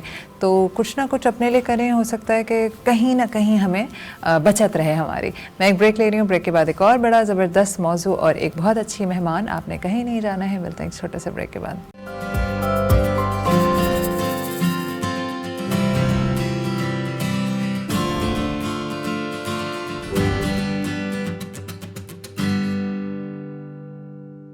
Welcome back after the break. अब एक बहुत ही अहम मौजू, और आमतौर पे मैं वैसे पर्सनली, जैसे हम कहते हैं ना कि विमेन एम्पावरमेंट, तो मैं विमेन एम्पावरमेंट की कोई बहुत ज़्यादा वो नहीं हूँ, क्या कहते हैं, अलमबरदार। मेरा अपना मानना ये है कि हमें दोनों जेंडर्स को इक्वली एम्पावर करना चाहिए ताकि मुआशरा किसी बेहतर सिमत पे जा सके। कोई भी एक, जैसे हम मर्द और औरत पैदा ही को एग्जिस्ट करने के लिए, मतलब को एग्जिस्टेंस के लिए पैदा हुए थे ना, तो अगर कोई भी एक शख्स ज़्यादा एम्पावर्ड होगा और दूसरा नहीं होगा तो माशरे में इम्बैलेंस आएगा और इस इम्बैलेंस की वजह से बहुत केओस आता है। इसी तरह अगर हम सिर्फ मर्दों को एम्पावर कर दें और औरतें बिल्कुल ऐसी दबी हुई होंगी तो भी माशरा नहीं चल सकता, और अगर औरतें बहुत एम्पावर्ड हो जाएं और मर्द क्लूलेस हो के मैंने इतनी एम्पावर्ड औरत का करना क्या है तो भी माशा नहीं चल सकता। लेकिन आज हमारा मौजू ये है कि औरतों का काम करना क्यों ज़रूरी है। अच्छा, सिर्फ फाइनेंशियल रीजंस नहीं है, हमारे पास और बहुत सारे रीजंस हैं जिसके बारे में हम बात करेंगे। मेरे साथ एक सोशल एक्टिविस्ट और एक ऐसी खातून मौजूद हैं जो काफ़ी साल काम भी कर चुकी हैं, इस वक्त समाजी मसलों पे भी बात करती हैं। मैं आपको उनसे मिलवाती हूँ और जानते हैं कि why it is important for women to work. अस्सलाम वालेकुम। वालेकुम सलाम। Sakina, thanks for inviting me. कैसी हैं सकीना आप? अल्हम्दुलिल्लाह, आई एम गुड। अच्छा सकीना, ये बड़ा होता है ना कि लोगों को लगता है कि वुमेन एम्पावरमेंट का मतलब है अब औरत घर के कोई काम नहीं करे, वो बस बाहर निकल जाए। और मैं तो कहती हूँ भाई क्यों निकल जाएं, हमारे काम करने के लिए जब अल्लाह ताला ने इतने सारे मर्द बनाए तो सारे हम क्यों करें, है ना? बिल्कुल सही बात है। देखिए हमारा इशू ये आता है कि प्रायोरिटीज़ की बात होती है। देखिए हम अगर इसको देखा जाए कि हम किस लेवल पे, लाइक हम अपना घर किस तरह मैनेज कर रहे हैं। अब एक खातून जो पूरा टाइम टीवी सीरियल्स देखती रहती हैं और अपना टाइम वेस्ट करती हैं, उनको उसमें मज़ा आ रहा है, वो इन्जॉय कर रही हैं और उनके हस्बैंड जो है वो अच्छा वेल अर्न कर रहे हैं, तो उन्हें ज़रूरत नहीं है, उन्हें फील नहीं होती, उन्हें अपने अंदर की इंटरेस्ट बाहर लाने का कोई ज़रूरत ही महसूस नहीं होती। वो हैप्पी है, सुबह उठ के उन्हें कॉल करनी है, अपनी अम्मी को अपनी भाभी की भी शिकायतें करनी है, अपने ससुराल में क्या हुआ वो बताना है उनको, उनकी लाइफ बिल्कुल सेट है। हाँ। रात को हस्बैंड आएंगे, उनसे थोड़ा बहुत लड़ लिया, टाइम पास हो गया उनका, और इसके बाद जो है वो डिनर पे चले गए, कभी अपने बच्चों के साथ थोड़ा बहुत टाइम स्पेंड, उनकी ज़िंदगी यही है। अच्छा, अब ये दो तरह की ख़वातीन है। अब दूसरी ख़वातीन जो आती हैं वो चाहती हैं कि हम लाइफ में अपने घर को भी लेके चलें, बिल्कुल बैलेंस, और उसके अलावा भी कुछ करें। उसके बाद देखिए एक मैं आपको बात बताऊं, जैसे हमें भूख लगती है तो हमें नीड होती है खाने की, फूड की, इसी तरह हमारी बॉडी को ज़रूरत होती है इनर सोल, इनर सेटिस्फेक्शन जो होती है वो इस चीज़ से मिलती है। कुछ ख़वातीन की बात करें कि वो कुछ कंस्ट्रक्टिव करें, कुछ ऐसा करें जो उसकी पहचान बने। क्योंकि देखिए इस दुनिया में जो है हम कहते हैं कि Mrs, for example Mrs Ali हैं, मिसेस रज़ा हैं, तो क्यों नहीं हम बोलें कि मैं सकीना ज़फ़र हूँ। लाइक इस तरह की ऐसी पहचान होनी चाहिए औरतों की भी। और अभी आहिस्ता आहिस्ता मैं रियलाइज़ एक्सरसाइज कर रही हूँ और जैसे हमारा उठना बैठना है, से ख़वातीन को बहुत ज़्यादा अवेयरनेस आई हुई है कि हम अपने लिए कुछ करें, अपना नाम पैदा करें, हम में जो भी टैलेंट छुपा हुआ है। देखिए हम ये नहीं कहते, बहुत सारी ख़वातीन हमारे यहाँ इतनी पढ़ी लिखी नहीं है कि वो जाके बहुत हाई लेवल पे कोई जॉब करें या कुछ सक्सेस करें, यानी अपनी ज़िंदगी में कुछ अचीव करें। तो उनको क्या करना चाहिए, उनके हालात ऐसे होते हैं, अगर तो वो कुछ करना चाहती हैं तो पहले अपना इंटरेस्ट डेवलप करें। इंटरेस्ट ऐसे डेवलप होता है कि वो पहले तो एक दफ़ा बैठें, अपने अंदर अपने आप में सोचें कि वो क्या कर सकती हैं अच्छा, और अपने घर को लेके देखिए, एक मैं कह रही हूँ कि अनमैरिड है, वो तो उनके पास सारा टाइम है, वो सब कुछ कर सकती है हर तरीके से, मगर एक जो मैरिड खातून है उनकी जिम्मेदारी प्रायोरिटी मैं हमेशा कहती हूँ घर है पहले आप, क्योंकि देखिए इस्लाम ने भी हमें यही बताया कि औरत घर पे रहना है औरत को और उसे सारी चीज़ें देखनी है। मगर अब देखिए वक्त के साथ सब हालात बदलते हैं, अब वो माशरा ये नहीं रहा कि सिर्फ औरत बैठे घर में और वो खाए और एक आदमी जो है वो पूरा बर्डन लेके अपने सर पे चले। तो कुछ कंट्रीब्यूशन होना चाहिए खवातीन का भी, और वो सिर्फ वही वाली बात है कि हम ये नहीं कह रहे कि सिर्फ अर्न करें, वो ये नहीं कि अपने आप को भी बिजी रखे, इतना रिलैक्स रखे अपने घर में, अपने माहौल को। देखिए खातून जो होती है ना, काम करती है ना, तो वो इतनी बिजी हो जाती हैं अच्छी चीज़ में, कंस्ट्रक्टिव उसमें, कि वो घर के लड़ाई झगड़े छोटी मोटी सियासत उससे बहुत दूर चली जाती। उसका एम फिर ये नहीं रहता कि मेरे हस्बैंड का मोबाइल चेक कर लूँ, मेरे हस्बैंड ने किससे क्या बात की, किस टोन में मुझे बात की थी रात को, वो सुबह फिर उन्हें याद आता है जब वो अकेली होती है। अब वो अकेलापन जो है ना आपका, अकेलापन बहुत बड़ी बीमारी है। वो जो खाली दिमाग आपका चल रहा होता है ना, उससे वो जो खाली दिमाग है, वो स्लॉट जो आपका, उसको आप बिजी रखें। बिल्कुल सही कह रही हैं। अच्छा, दूसरा जो आपने कहा ना कि ध्यान, मैंने जैसे अभी मैं ऑफ एयर बात करी थी कि कुछ 6 साढ़े 6 साल था जब बच्चे बहुत छोटे थे ना, आई कुडंट वर्क। अब आप न्यू बॉर्न के साथ तो काम नहीं कर सकते, इट वाजंट ईजी। मैंने ट्राई किया था पहली वाली के साथ, लेकिन वो इम्पॉसिबल हो रहा था। तो मुझे याद है कि उस वक्त मुझे वाकई लगने लगा था, क्योंकि I had always worked, I started working जब मैं 18 साल की थी, और उसके बाद जब ये 6 साल का आया, मैंने कहा भाई अब तो जंग लग गया। और मैं इतना क्रेव करती थी कि मुझे कुछ करना है, तो मुझे despite having all the luxuries मुझे लगता था मैं पागल हो जाऊंगी। और when I started working again, क्योंकि मैं जो चीज़ मिस करती थी वो सिर्फ यही नहीं कि मेरा दिमाग इधर उधर बटे, मुझे ऐसा लगता था मैं और भी बहुत कुछ कर सकती हूँ। मैं खाना बनाने के अलावा घर साफ, मतलब सब कुछ हो गया ना, घर साफ़ हो गया, खाना बना लिया, क्योंकि इंटरेस्ट गप्पे लगाना नहीं था, इंटरेस्ट किटी पार्टीज़ में जाना नहीं था, इंटरेस्ट। तो मुझे ऐसा लगता है कभी कभी आपको अपने इंटरेस्ट आइडेंटिफाई करने चाहिए। दूसरी बात ये कि ये बात बहुत अच्छी बात आपने कही कि जब हम बहुत, जैसे अब कुछ मेरी फैमिली में कोई ऐसा नाखुशगवार वाक़ है, समबडी हैज़ मैसेज मी, अब एक मैसेज उस नाखुशगवार बात का आएगा, अगला ही मैसेज किसी डेडलाइन का होगा, पूरा दिमाग चला जाएगा डेडलाइन की तरफ या वर्क की तरफ, और फिर आपके पास सोचने का वक्त नहीं होगा। तो एक मेरे बड़े अच्छे दोस्त हैं, तो उनकी बेगम कहीं स्कूल में पढ़ाती थी। अच्छा, उन साहब की नौकरी बहुत कोई बड़ी नौकरी करते हैं, लाखों में सैलरी है। तो मुझे कहने लगे, मैंने अपनी बेगम से बोला कि 30-40 हज़ार के लिए काम करिए, बस जॉब छोड़ के बैठ जाओ। यानी कुछ अर्से बाद मैंने खुद ही कहा कि बहन तू निकल घर से, कुछ कर ले, क्योंकि वो घर बैठ के इतनी कंप्लेनिंग वाइनिंग चिड़चिड़ी हो गई। जो होगा ना खाली दिमाग, शैतान की वर्कशॉप होता है। अब वही वाली बात अगेन, आपने भी, अब अगर मैरिड लाइफ चल रही है आपकी, तो आपने भी देखा होगा मेरा स्लॉट कौन सा खाली है, जिसमें मेरा खाली जहन में जो शैतान आपको सर्कुलेट कर रहे हैं ना, उस स्लॉट को आपको जो है ना कवर अप। अच्छा, वर्किंग वुमेन का ना एक सर्टेन माइंडसेट होता है। अगर आप वर्किंग वुमेन से जाके बात करेंगे, वो कहेंगे भाई मेरे दिमाग में इस वक्त इस बात की जगह नहीं है, मतलब क्लियरली बोलती हैं कि मेरे पास इन चीज़ों का जगह नहीं है। हम भी जब बड़े हो रहे थे, हमारी कोई पुप्पी ताई चाची अगर टीचर होती थी स्कूल की, तो हम भी उनसे फालतू की बात नहीं करते थे, हमें पता था उनके पास जगह नहीं है इनके दिमाग में। मैं यहाँ पे और प्रॉब्लम की तरफ निशानदही करूंगी, जो हम ऑफेयर भी बात कर रहे थे, कि एक तो है कि औरत अपने शौक से काम शुरू करती है, या कभी कभी ऐसा भी होता है कि औरत शौक से नहीं करती, औरत की घर की मजबूरियों की वजह से वो धकेली जाती है काम की तरफ। फिर वो काम कहा जाता है बस थोड़े दिन तुम करना, लेकिन काम बन जाता है उस बेचारी की मजबूरी, लेकिन लेबल यही लगता है कि ये तो अपने शौक से कर रही हैं।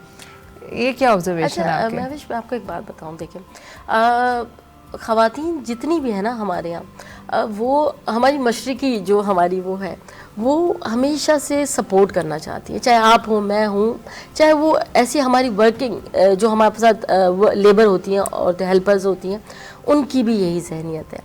अब उनके यहाँ क्या होता है, आप थोड़ा सा इस बात पे गौर करें, जो हमारे यहाँ लेबर क्लास है, हमारे पास हेल्पर्स जो आती हैं घर में, उनके यहाँ ये होता है कि वो बेचारी कमा रही होती है, उनके हस्बैंड नहीं कमा रहे। उनका क्या है तरीक़ेकार, उनके हस्बैंड ने जिम्मेदारी क्या ली हुई है, मैं आपको खाना ला दूंगा, वो खाना कहाँ से आ रहा है? लंगर से। हाँ, ये मेरा पॉइंट है। उनको एक उन्होंने जिम्मेदारी ली है, खाना मैं कर दूंगा, खाना वो कहाँ से कर रहे हैं, आपको खाना वो वहाँ से, वो इजी वे।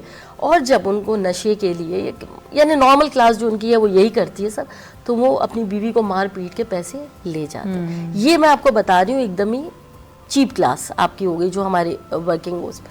और अब हम जब ये मिडिल क्लास के उसमें आते हैं, मिडिल लोअर क्लास में आते हैं, तो उनके साथ क्या हो रहा है, ख़वातीन के साथ, ख़वातीन जो है अर्न कर रही हैं, ठीक है। अब उनको तो इस तरह नहीं कर सकते हस्बैंड्स, क्योंकि थोड़ी सी तो शऊर रखती हैं, उनसे तो बेहतर ये शऊर रखती हैं, तो वो उनको किस तरीके से ट्रैप करता है। ट्रैप ही कहेंगे इसको। मैं देखिए ये कोई ढका छुपी बात नहीं है, और मैं ये नहीं कह रही कि ये हर जगह हो रहा है, हाँ, सारे मर्द ऐसे, सारे ससुराल वाले ऐसे, या कुछ भी है। कुछ ख़वातीन ऐसी होती हैं कि वो अपने बैंक बैलेंस नहीं देती किसी को भी, ना शो करती, बहुत कम होती है, बहुत कम होती, मगर जितनी भी हैं वो ट्रैप उसमें हो जाती है। ओके, बिल्कुल आप करें। अच्छा, सामने से उनको, मैंने आपसे ये कहा, हम जो ऑफ कैमरा ये बात कर रहे थे कि वो बेचारी जो है वो घर के काम भी सारे उनको करने, सर अंजाम देने, उनको अपने केयर भी करनी, क्योंकि अगर आप थोड़ा सा भी वेट अप डाउन करती हैं, आप अच्छी नहीं लग रही हैं, तो वही हस्बैंड आपको उठ के कह रहे होते हैं कि आप में तो वो बात ही नहीं रही, आप क्यों कर रही हैं, आप छोड़ दें। और जब छोड़ दिया तो वो जो फाइनेंशियल बर्डन है, एक जो आपने उठाया हुआ था इतने अरसे से, फॉर एग्जांपल आपने एक बिजली का बिल था वो आप पे कर रहे थे, अब वो बिजली का बिल जब हस्बैंड को पे करना पड़ रहा है आपकी वजह से, तो वो वहाँ तो शायद आपसे ना बोले, मगर वो कहीं ना कहीं वो बात आ जाती है, तंजिया, टाउंटिंग जो भी हमारे उसमें होता है, वो बात फिर वो घरेलू हालात थोड़े से डिस्टर्ब होना शुरू हो जाते हैं कि आप तो ये उठा रही थी, फिर अब आप किस तरीके से इसको मैनेज करेंगे, आप बताएं मुझे। तो हमारे यहाँ ये मसला ज़रूर है, तो हमें सब बैलेंस लेके चलना चाहिए।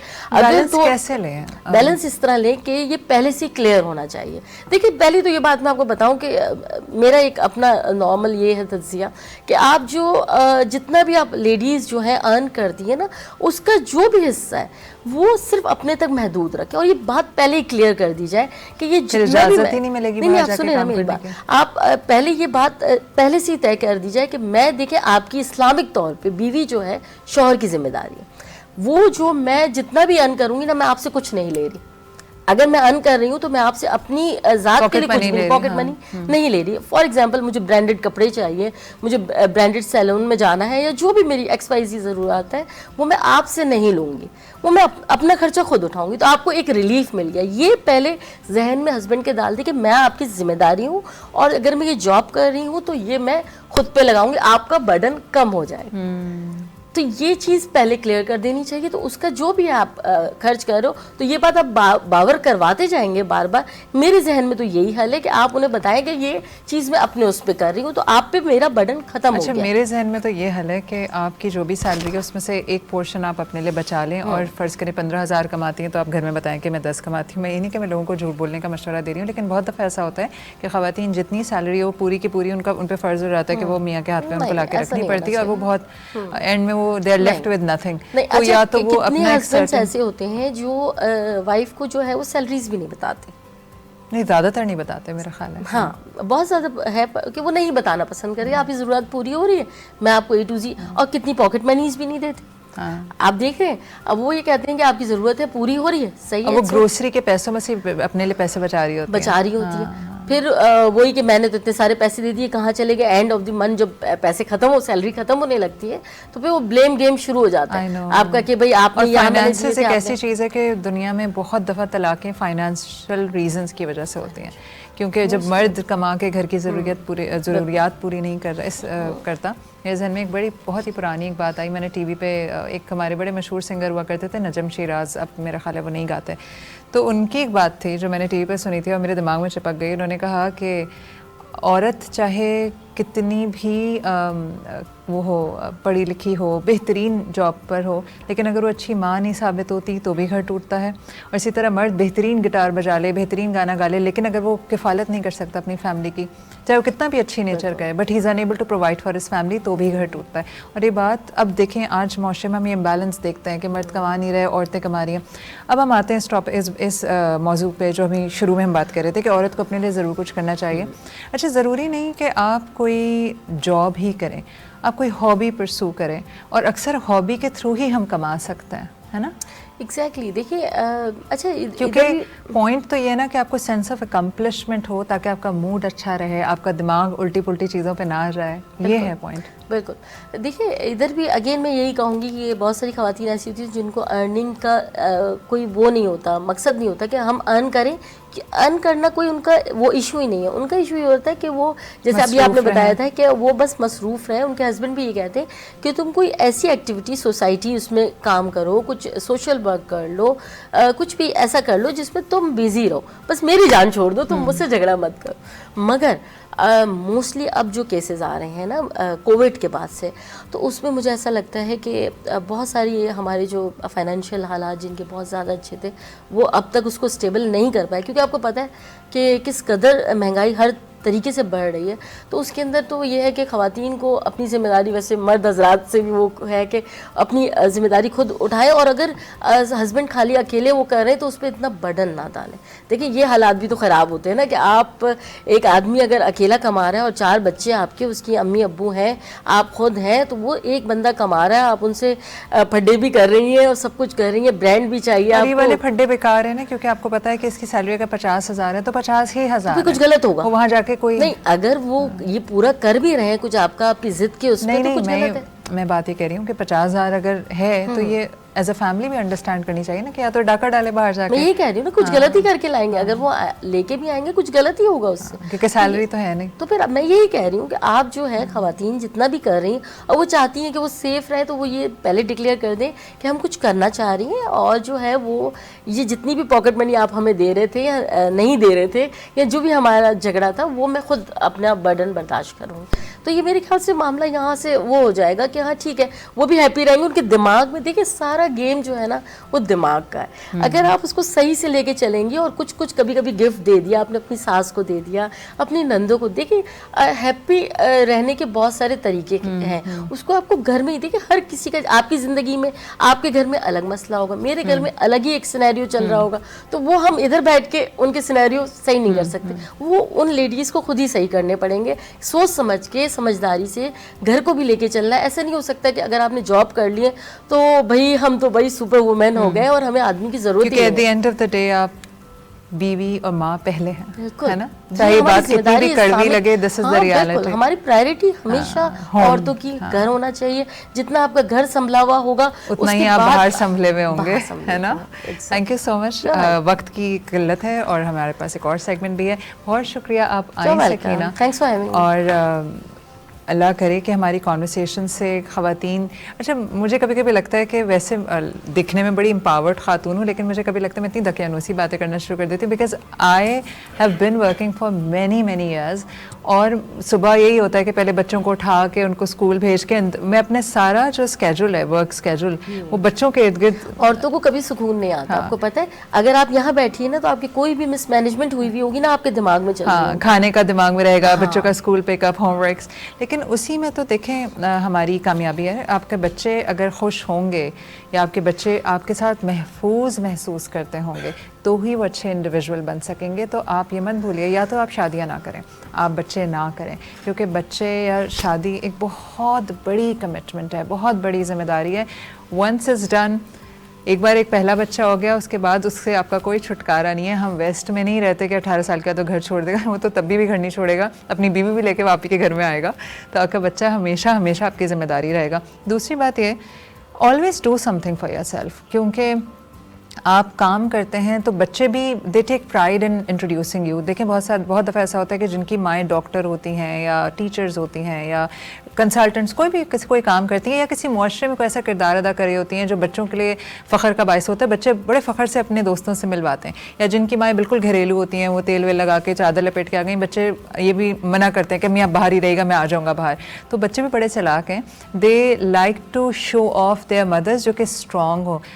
कुछ भी नहीं कर रही हैं ना, अपना ख्याल रखना शुरू करें, ड्रेसअप नाइसली, वज़न का ख्याल रखें, साफ़ सुथरी रहें, प्लेजेंट लगें, do something for your self जो आपको अच्छा महसूस करवाए, क्योंकि अगर आप अच्छा महसूस करेंगे तो आप पूरे घर को अच्छा महसूस करवा सकती हैं, हर एक को खुश रख सकती हैं। मैं ब्रेक ले रही हूँ और ब्रेक के बाद मैं बहुत अच्छा महसूस करने वाली हूँ, क्योंकि कुछ मीठा बनेगा हमारे किचन में। आपने कहीं नहीं जाना है, मिलते हैं इस छोटे से ब्रेक के बाद।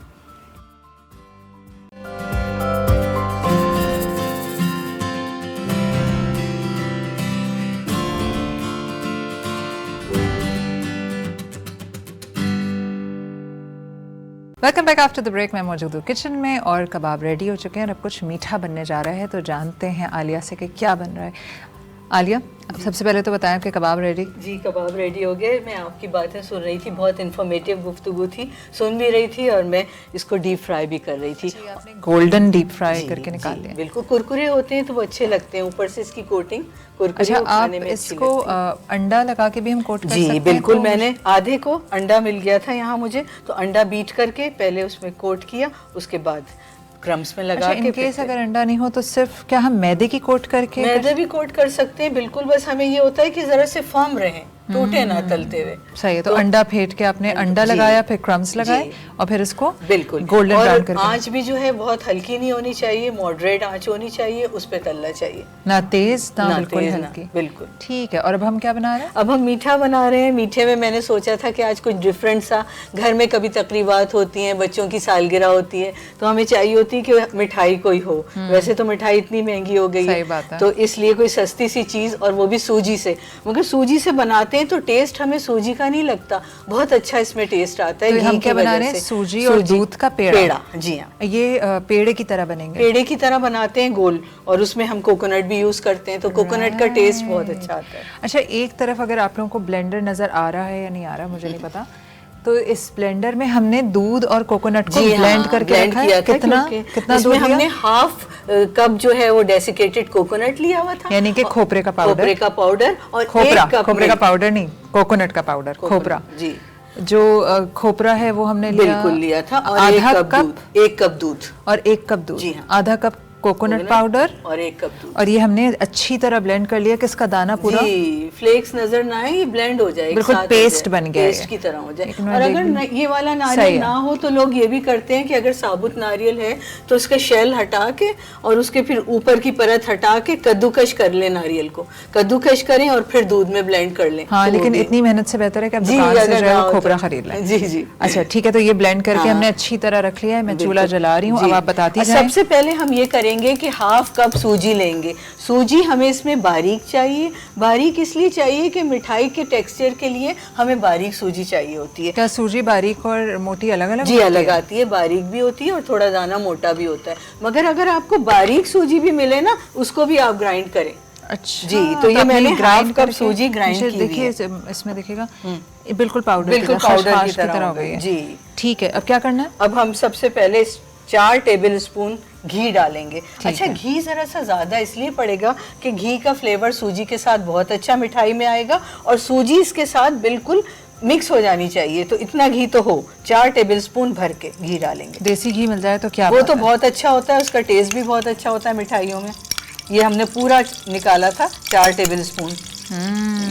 ये हल्का गरम हो जाए, इसमें हम सूजी इलायची डालेंगे। अभी नहीं डालना, नहीं, इलायची बाद में डालेंगे। अभी गरम जी करेंगे। बिल्कुल, इसको गरम करेंगे। सही, मैं चलाती हूँ, आप डालती जी जी जाएं। बिल्कुल। अब डाल ये दीजिए हमारी सूजी। हाफ कप सूजी थी, ये हमने ग्राइंड कर ली थी और ये हम इसमें आंच डालेंगे। कैसी रखनी है? आंच दरमियानी, बहुत हल्की रखनी है इसमें, बहुत हल्की, क्योंकि अगर सूजी का कलर चेंज हो जाए तो फिर मिठाई का भी गोल्डन सा आ जाएगा, वो अच्छी नहीं लगेगी। वाइटिश होना चाहिए पेड़ा। वाइटिश हो। जी जी। अच्छा, सूजी को हम घी भूनेंगे, में। इसमें हमें क्या करना है? अभी शक्कर वगैरह? अभी इसकी थोड़ी सी भीनी भीनी खुशबू आनी फौरन चाहिए। ही आनी शुरू हो गई। जी बिल्कुल। और जरा सी सूजी का अच्छा। कच्चापन खत्म हो जाए और हल्की और तेज ब्राउन भी नहीं होनी चाहिए, वाइटिश ही रहे थोड़ी। अब ये ट्रिक है जी कि वाइटिश रहे। जी। नहीं? और घी भी ऐसा होना चाहिए कि उसमें सूजी डूबी भी होनी चाहिए। खुद कर लें। जी बिल्कुल। ये ऐसा हो वैसा हो। जी हाँ। मैंने कहा मैं गड़बड़ कर दूं और नहीं, ब्राउन नहीं। हो जाए तो फिर आप बोलेंगी जी, मैं एक जी। शो में गई थी, वो जबरदस्ती चमचा लेकर खड़ी हो गई थी, सूजी जला दी थी। अच्छा, ये। इसमें आप क्या क्या डालेंगे? अब इसमें मैं शक्कर डालूंगी, दानेदार शक्कर है। लेकिन रुके और रुके ये- रुके, सूजी अभी हमारी तो वो नहीं बस हुई। जरा सी और हो जाए, है ना? बहुत नहीं करते इसको जी, खुशबू आ जाए। हल्की सी भुनी तो हम जी, शक्कर डाल हाँ, खुशबू आने लगी है, भीनी भीनी सी मिठाई की जैसे होती है। और मुझे क्योंकि इलायची का फ्लेवर बहुत पसंद है, हरी इलायची, तो वो मैं थोड़ी सी पीस के लाई हूँ हरी इलायची। सही है। बल्कि कुटी भी अच्छी लगती है हर चीज में, हर मीठे में। दाने निकाल के थोड़े से जी, कूट लें, दाने बिल्कुल क्योंकि वो उसका जो आता है छिलका, वो अच्छा नहीं लगता मुझे। छिलका जो होता है मैं क्या करती हूँ, चाय की पत्ती में डाल लेती हूँ, तो बड़ा अच्छा लगता है। जब भी चाय बनाए तो चमचे के साथ वो भी आती है। बिल्कुल। आपको खाने बनाने का शौक जी है? मुझे शौक है खाने बनाने का, टाइम कम मिलता है मगर शौक है। दावतों वगैरह का तो खुद बहुत शौक है कि खुद से बनाऊं, हर चीज़ खुद से करूं जी। और ये कि आइडियाज़ भी लेते हैं और लोगों से पूछते भी हैं कि और अच्छा किस तरह हो जाए। और जो लोग एक्सपीरियंस है ना हमारी फैमिली में, जैसे हमारी एक भाभी हैं, तो उनसे पूछ पूछ के ना बहुत अच्छा रहता है, जबरदस्त। गलतियां भी अपनी सुधारते रहते हैं। ये हो गई है, अब देखिए ये ना वाइट है और ना ये बहुत गोल्डन हुई है।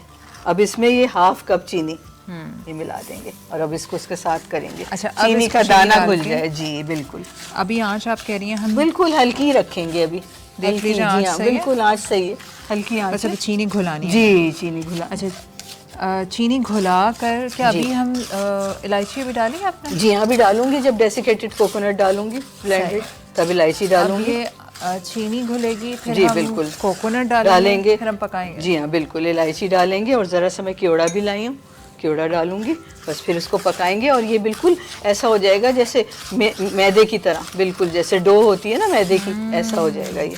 अभी ये दाना है सारा, ये घुल रहा है, हल्की सी अगर तेज़ भी कर दें तो सही रहेगा। हाँ ज़रा सी, हाँ सही है, मतलब इतनी हो जाए कि जल्दी हो जाए। जी बिल्कुल। आप ये ऑलरेडी बना के रखी हुई है कहीं पर? हाँ मैंने कल बनाए थे। मैंने कहा क्योंकि इतने गरम गरम के तो पहले जी बनेंगे। संडे को मैंने कहा मैं खुद बनाऊंगी, मुझे बड़ा शौक है कि परफेक्शन आनी आपने चाहिए कल चीज़ बताया में। था मुझे जी कि जी आज बिल्कुल मैं बना रही हूँ वो जी मिठाई जो मैं कल शो पे बनाऊँ। जी बिल्कुल, मैंने कहा भाई परफेक्शन आनी चाहिए चीज़ में, सही। एब्सोल्युटली। तो फिर बनाए थे कल और मैं बना के लाई भी हूँ थोड़े से। क्योंकि हम जो है वो जो आपके बने हुए ये हैं गरम वो- होता है ना बहुत, तो फिर गरम गरम को थोड़ा सा नहीं करना जाहिर पड़ता है, हाँ। हाथ थोड़ी शो के पीछे हाथ थोड़ी हाँ, जलाना मगर चाहिए। बहुत बहुत गरम भी नहीं होता है, ऐसा होता है कि हाथ रेजिस्ट कर सके हीट। हाँ। जी मैं तो कभी पतीली पकड़ भी लेती हूँ तो बच्ची कहती है नहीं गरम कैसे पकड़ ली होंगे, शायद हाथ को आदत हो गई है। सही बात है। अच्छा, अब हमें क्या करना है? जी बस अब हम इसमें डालेंगे दूध, और वो जो हमने 1 कप दूध लिया था और आधा कप डेसिकेटेड कोकोनट लिया था उसमें डालेंगे, बस सबसे साथ सब मिलाएंगे। डाल दूं? जी डाल दीजिए बिल्कुल। बिस्मिल्लाह। ये भी देखिए गाढ़ा गाढ़ा सा होता है ये भी। अब हम इसको चलाएंगे, चलाते जाएंगे। अब इसमें हम डालेंगे ये देखिए 1/4 टीस्पून कुटी हुई छोटी इलायची खुशबू के लिए।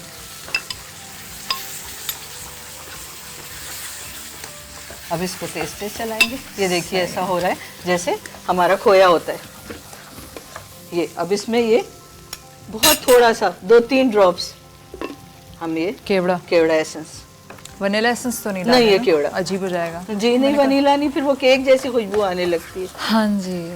ये देखिए ये अच्छा, अब मुझे लगा दाना था भी- जब आपने कहा ना कोकोनट का, जी, मुझे जी। लगा कि आप वो कोकोनट वाली मिठाई बना रही हैं, हाँ लेकिन वो भी बनती है जी। हाँ, वो बड़ी आसान होती है। और इसको हम बर्फी की तरह भी कर सकते हैं कि अगर हम इसका डो बना लें ना और इसको हम फैला दें, डो को और फैला पतली दें काट लें। जी, और काट लें और ऊपर आप ये सख्त हो जाएगी? जी ये हो जाती है सब बिल्कुल। और इसमें एक चीज और भी कर सकते हैं, मुझे रंग नहीं मिला कि एक डो को हम वाइट, 2 पेड़े बनाएं, एक पेड़े को हम वाइट रखें, दूसरे पेड़े को हम कलर दे दें ग्रीन, और एक दूसरे के ऊपर बिछा के बेल लें। जब हम बेलें उसके बाद उसको रोल करें, रोल के बाद हम उसके काट लें, पिन व्हील जैसे होते हैं वो काट के उसके ऊपर बादाम पिस्ते लगा लें। ये देखिए ये अब ये कढ़ाई छोड़ने लगा है। अब आप इसको भूनें। जी इसको भूनते हैं और ये कढ़ाई छोड़ता है। बस ये रेसिपी रेडी। जी फिर बस रेडी। उसको हल्का सा ठंडा हम करेंगे ठंडा पहले। करेंगे। ठंडा करने के बाद हम इसको कोकोनट में कोट करेंगे पेड़ों को, और बीच में हम जो भी मेवा हमें पसंद है, पिस्ता, मुझे पिस्ता ज्यादा अच्छा लगता है तो बीच में पिस्ता लगा दिया। अच्छा, ये जब ये खूबसूरती। गाढ़ा हो जाएगा और बिल्कुल, ये बिल्कुल देखिए डो की तरह हो जी, जाएगा। देखिए ये अब और भी हो जाएगा। मैं ऐसे चला जी, के आप भी अंदाजा चला करूं? के देखें। हाँ अच्छा, ये प्रॉपर डो जैसे जी, आटा जी, हो गया। जैसे आटा हो गया। अच्छा, इसको हम सुखाएंगे उस वक्त तक जब तक जब कि तक ये पेड़ा बनने वाली पेड़ा शक्ल- बनने हो जाए, थोड़ा पैन भी छोड़ने लगता है। ठीक है। बिल्कुल, हाँ। अच्छा, इसके बाद इसके बाद हम इसको हम गोल निकाल बना के के इस- नहीं ठंडा करेंगे वो तो जरा। हम ठंडा कर हाँ, लेंगे। हाँ। ठंडा करके इसकी गोल टिकियां बनाएं। बिल्कुल रोल किया पहले एक इसको लंबी कोकोनट में। टिकिया, लंबी को आप हाथ पे ऐसे कर देंगे, गोल हो जाएगा। गोल करके आप इसको डेसिकेटेड कोकोनट में कोट यानी कि करेंगे। खोपरे के पाउडर जी, में आपने खोपरे, इसको हाँ। कोट किया। कोट करने के बाद बीच में आप उंगली से एक वो लगा के छोटा सा गढ़ा बना के और उसमें बीच में आप अब हम ये लगा दिखा देंगे। देते ये हैं। देखिए एक सेकंड रुक जाइए।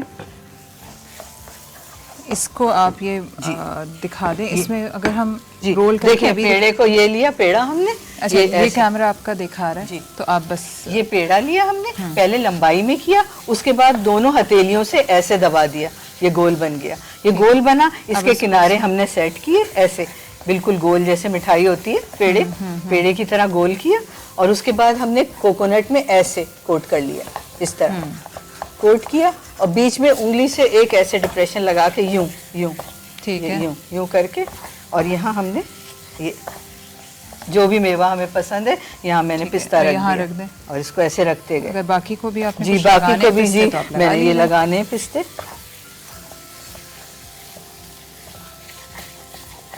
और शेप ऐसे ही रखें कि पेड़े का लगे। इलेक्शन की खुशी में हमारे मिठाई जी। अगर आप उस पार्टी से ताल्लुक है जो कि जीत गई है जी। तो उस खुशी में हम आपके लिए मिठाई अच्छा बना एक रहे चीज़ बहुत अच्छी लगती है कि इसमें अगर हम चांदी का वर्क लगाएं, थोड़ा सा मेरे पास था तो मैं लेके आई हूँ, बहुत थोड़ा सा हैं। प्रॉपर ये मिठाई लगाया। वाला जी जी मिठाई style की ready प्रॉपर हो लगती जाता है। जी हाँ। जी बिल्कुल बिल्कुल। जी, अब ये देखें ये हो गया है ना, बस इसको हमारा बोल में- शो अब हो गया, ये मैं हटा रही हूँ। अब इसको आप छोड़ दीजिए, हम शो को एंड करें क्योंकि बन चुका हमारा खाना, वो मैंने चूल्हा भी बंद कर दिया है। ठीक है। Thank you so much Alia, नहीं हो वेलकम। आप आई और आपने हमें ये सब कुछ बनाना मुझे यहाँ आके हमेशा बहुत अच्छा लगता है, यहाँ का माहौल बहुत बहुत कोऑपरेटिव है, बहुत फ्रेंडली है, और माविश का एटीट्यूड बहुत अच्छा लगता है, और खाना बना के अपना शौक़ भी पूरा करना बहुत अच्छा लगता है। ज़बरदस्त, थैंक यू सो मच। हमें भी अभी खाना बहुत अच्छा लगेगा, अभी थोड़ी देर पहले हम खा खाएंगे के देख मिठाई। लें। हाँ मैं वैसे टेस्ट करूँ? जी बिल्कुल, आप ये कीजिए। मैं ये ज़्यादा आसान है टेस्ट करने के लिए।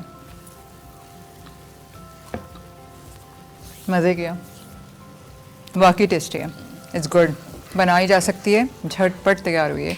सबसे it बड़ी is- बात यही है कि झटपट तैयार हो। चलो भाई, भी प्रोग्राम देख का लें वक्त आप? अब खत्म। अच्छा भी जी बीच में से आप इसको देखें। अच्छा भाई, अगर हम ये दिखा सकते हों तो ये इस तरह ये से रेडी जी, है, जी। और इसमें बीच चीज़, में चीज़ है। सॉरी आपकी सेटिंग खराब हो नहीं नहीं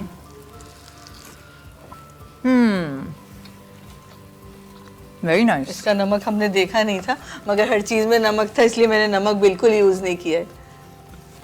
नमक बिल्कुल सही है, थैंक यू। ज़बरदस्त। Thank you. यानी कि इफ्तार में बन सकती है। ये ज़ाफ़रान थी, वो मैंने ऐड की हुई थी इसमें। सही। जी अच्छा भाई, शो हमारा पहुंचा अख्ताम को। यकीनन आज आपने एंजॉय किया होगा। बड़ा इम्पोर्टेंट टॉपिक था निमोनिया वाला, जो कि डॉक्टर साहब ने डिस्कस किया। अपना भी ख्याल रखें, बॉडी में जो चेंजेस हो रही होती हैं वो आपको कहीं ना कहीं पता दे रही होती हैं। हमें लग रहा होता है कि ये कोई गिल्टी सी फील हो रही है, या कभी कभी ऐसा लगता है कि मैं अनईजी महसूस कर रहा हूँ, तो बॉडी को ज़रूर सुना कीजिए। अच्छा, ज़्यादा सुनते हैं ना तो जो चीज़ नहीं भी होती वो भी बन जाती है। अगर इंसान सोचता रहे हाय मुझे कैंसर ना हो जाए, कैंसर ना हो जाए, तो ज़रूर उसको कहीं ना कहीं का कैंसर होगा। तो इतना भी बॉडी को सुनने की ज़रूरत नहीं है, लेकिन अपना ख्याल रखा करें। दूसरा, एक्सरसाइज करें, वॉक करें, एक्टिव रहें, अच्छा खाएँ, अच्छे लोगों की सोहबत में बैठें। मैं आपसे इजाज़त चाहूँगी, अपने प्यारों का ख्याल रखिएगा। कल फिर मिलेंगे इंशाअल्लाह। अल्लाह हाफ़िज़।